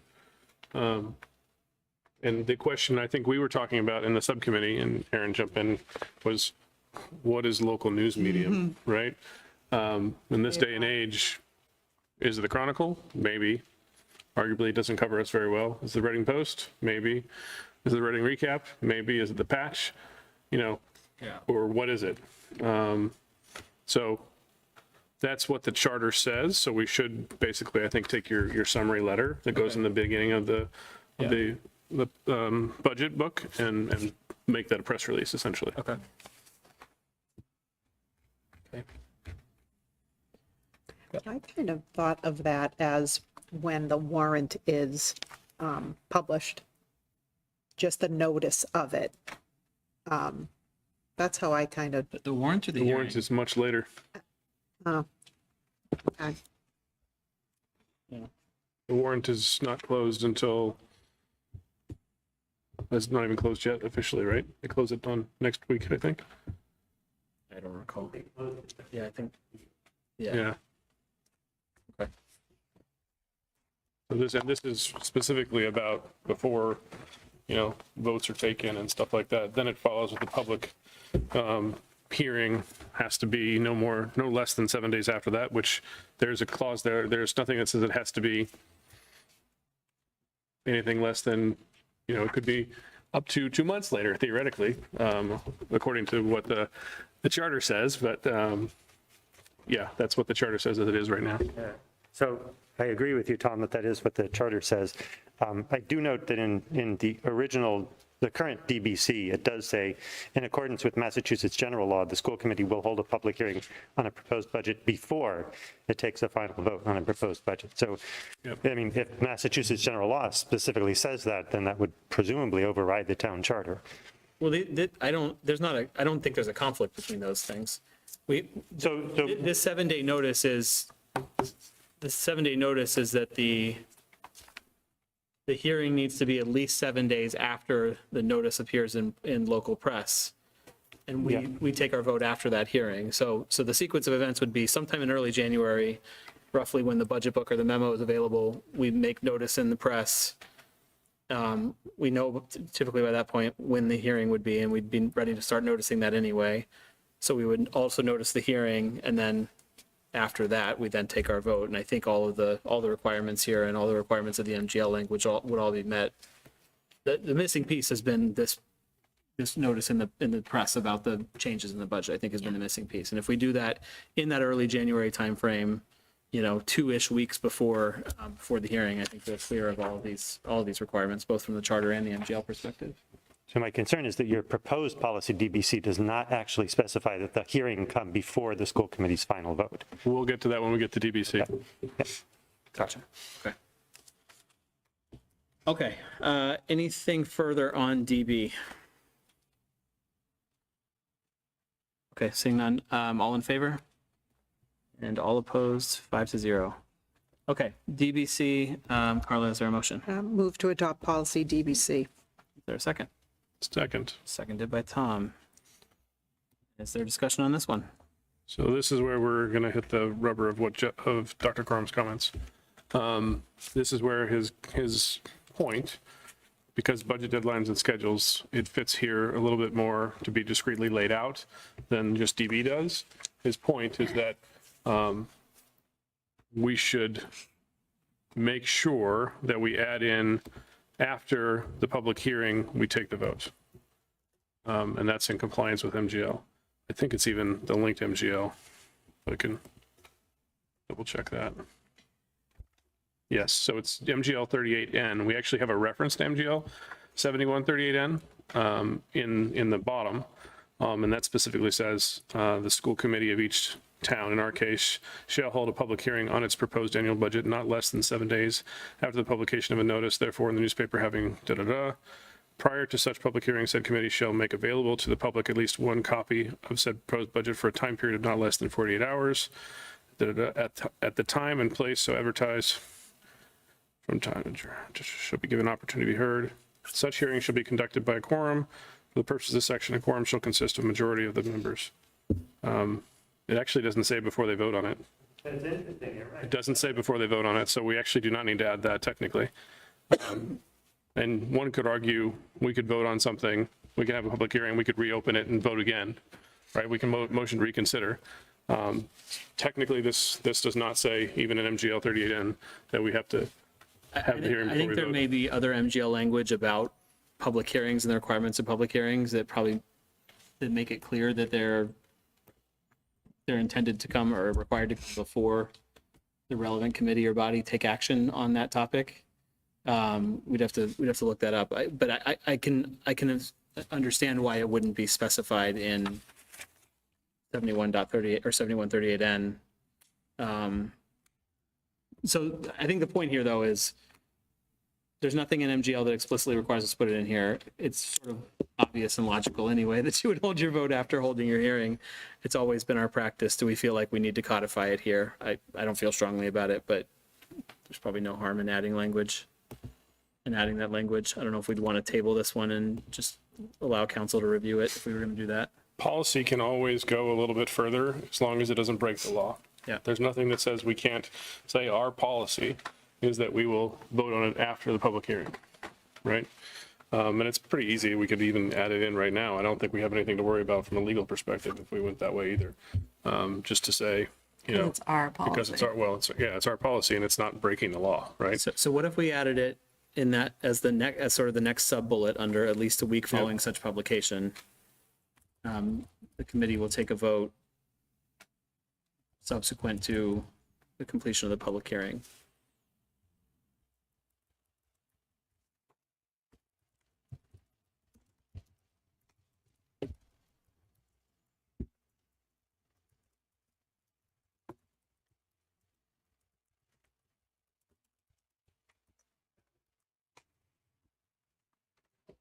Dr. Corum, go ahead. You're good at words. We'll take the input. So what I would suggest is that you say that the public hearing shall occur before the vote of the school committee. And we've already said that the vote will, it's sort of like the vote is set first, right? And then these other things are done in advance of it. We're Yeah, saying 'cause the it's vote is set by that deadline to submit to the town manager. Is that the Yeah, right. implication? Yeah. So we work backwards from. It's actually 2 or more weeks, yeah. So it's, public hearing shall be held by the school committee on the budget request prior to the school committees. At least a week following such publication, but in advance of the vote, a public hearing shall be held. Okay.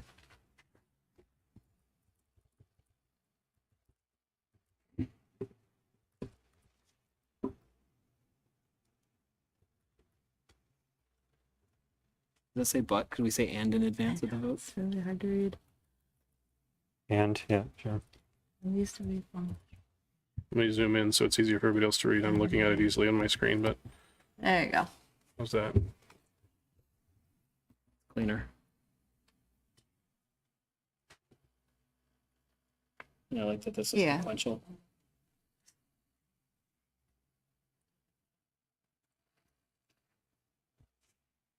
Okay. As amended? Anything else on this one? Otherwise, we'll take a vote as amended, as it appears on the screen.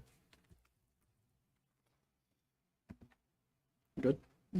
All in favor? All opposed? 5-0. Is there a motion on DBD? I move to adopt policy DBD. Is there a second? Second. Thank you. Thanks, Aaron. Sad to hit you. Yep.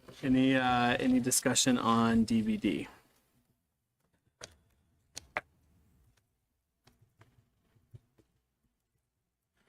So you can see in the commentary from NEM that she said to add any subcommittees or whatnot that we have as part of the process. We don't have any, so we didn't add any. That was the basic this. And then the last, this note here, because it's not relevant anymore, this is just for something to consider, we'd strike this in the final version. But I wanted people to see that that was a note that was part of the process from MASC. This would look like this in the final version, absent the note at the bottom.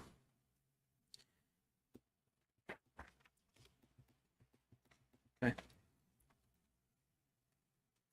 I guess I should make this also very clear. I want to thank Susan for a lot of the feedback and help in this process as well for these ones. And Michelle and Jen for their help in the other set that we were reviewing. Okay, anything further on DBD? Okay, we'll move to the vote. All in favor? All opposed? It carries 5-0. DBG, I move to adopt policy DBG. is there a second? Second. Thank you, Tom. Any discussion on DBG?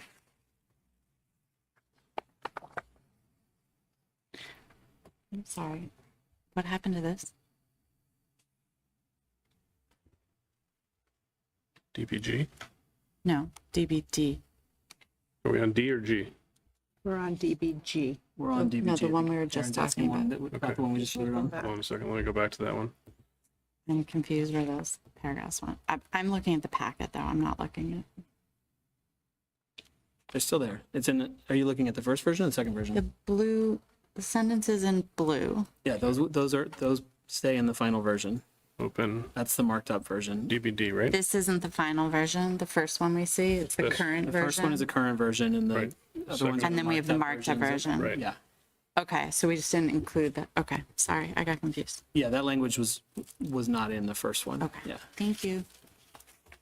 Yeah, Tom hopefully sent four versions of each of these policies. And Okay. I debated how many to actually include in the policy, and I Okay, so figured you the- didn't show a I figured the clean original new version one and in the the final marked packet. up. Okay, Yeah. that's why I'm I confused. struggle with what, like, the clean new ones it's very difficult to pick out the differences, so I figured we would include the marked up ones for that reason. So. Gotcha. So what you saw as well when I was sharing it is I went to the no markup, so you would see the final version. Yeah. So this was and not it's- blue anymore, Got it. right? Thank you. So, Sorry. no problem. Okay, anything on DBG? Go back to DBG real quick. Jeffrey has a problem. Dr. Corum? Sorry. In the original DBG, town meeting is capitalized, but in the new version is not. I don't know if that's a deliberate change. It seemed a little clearer when it was capitalized. That was a specific, not just any meeting in town, but specifically that thing that happens at the end of April, if it's capitalized. That must have been a change by legal. But let me see if I can go back to my previous versions, Jeff, so hold on a second.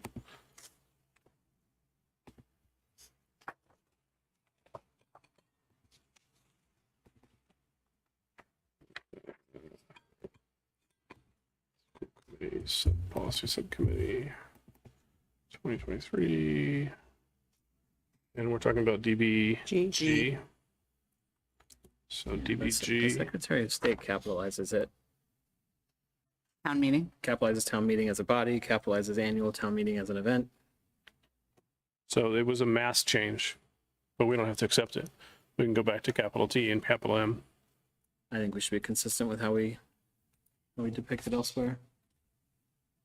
So let's go back to capital T and capital M.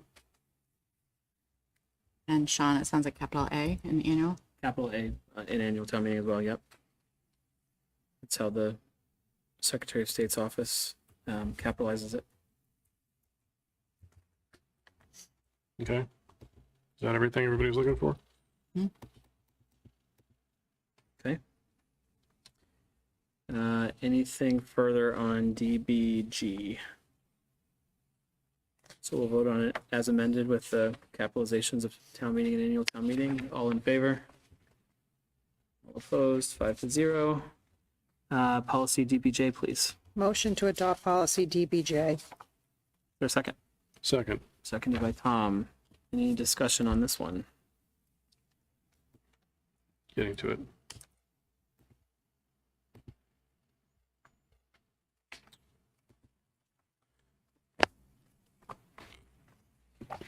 So this was one, when Susan first saw it, she was kind of alarmed. So we had to make sure that we tried to clarify the language about what we're approving for budget transfers. And the addition of once the annual budget is approved, that was part of that conversation to make sure that after that, then we're really only approving cost center transitions as opposed to minute transitions inside the greater cost centers. So that was the adjustment there. We added, her current role. The one, we'll always have to come back to this if we ever change the name of that role, but that is what it is. We have that all throughout all of our policies. And it basically says it'll be done quarterly, but if something needs to be done more urgently, we added the ability to bring it up at any point in time, essentially.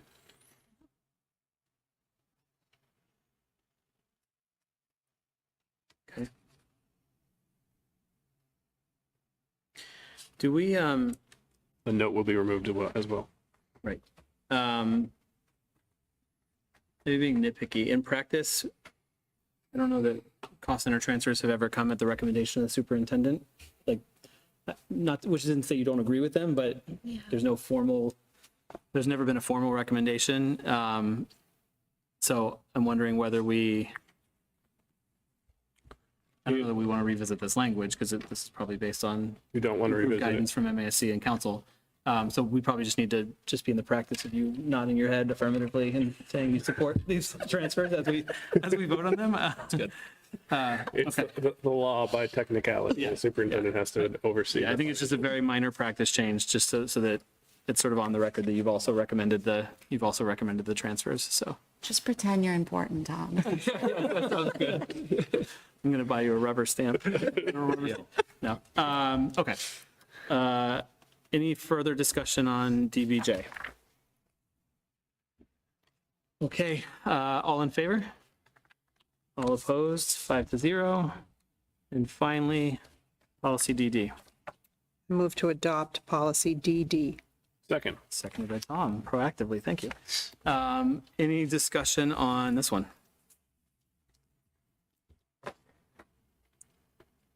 I just had one, it says the school committee school in the first sentence. I think there's just an extra word there.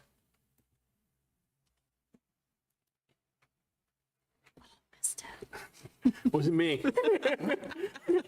It wasn't me. I can see that that came from our lawyer, so, but we should have caught that before. So we'll take that school committee. Wasn't period. that Chuck's fault? Or Chuck. He specifically told me Tom added that word, actually. He wanted me to share that with the community tonight, so, no. Okay, There's a clean Dr. version. Corum.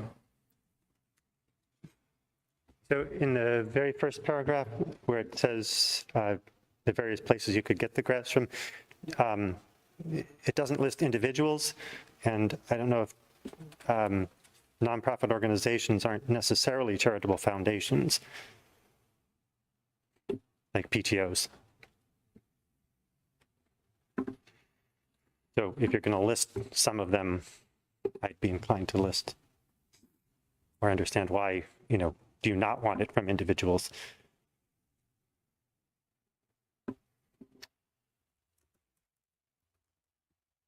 Fair question. Maybe there should be an et cetera, because there's really no, if we start adding one, it's going, what about this? What about that? So what if we did governments, private corporations, et cetera?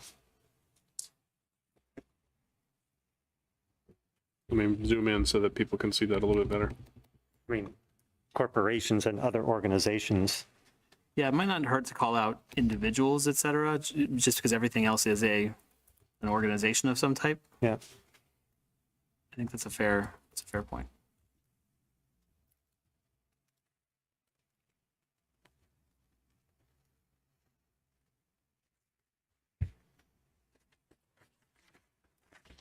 Yeah, so what, like, if there are the friends of fill in the sport, is that a, That's another It's organization. another in this organization. case. yeah?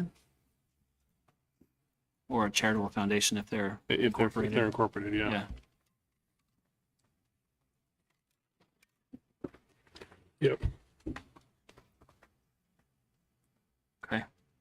Let me zoom in more, Aaron. Do we get donations from individuals? Yeah, we have. We've received, like, books came from a family, Oh, for sure. example, right? Yeah, We okay. weight equipment from an individual Yeah, okay. recently. Thank you for Weightlifting equipment, yep. Okay. I would put other organizations, individuals last. In terms of entity-wise. Getting smaller and smaller.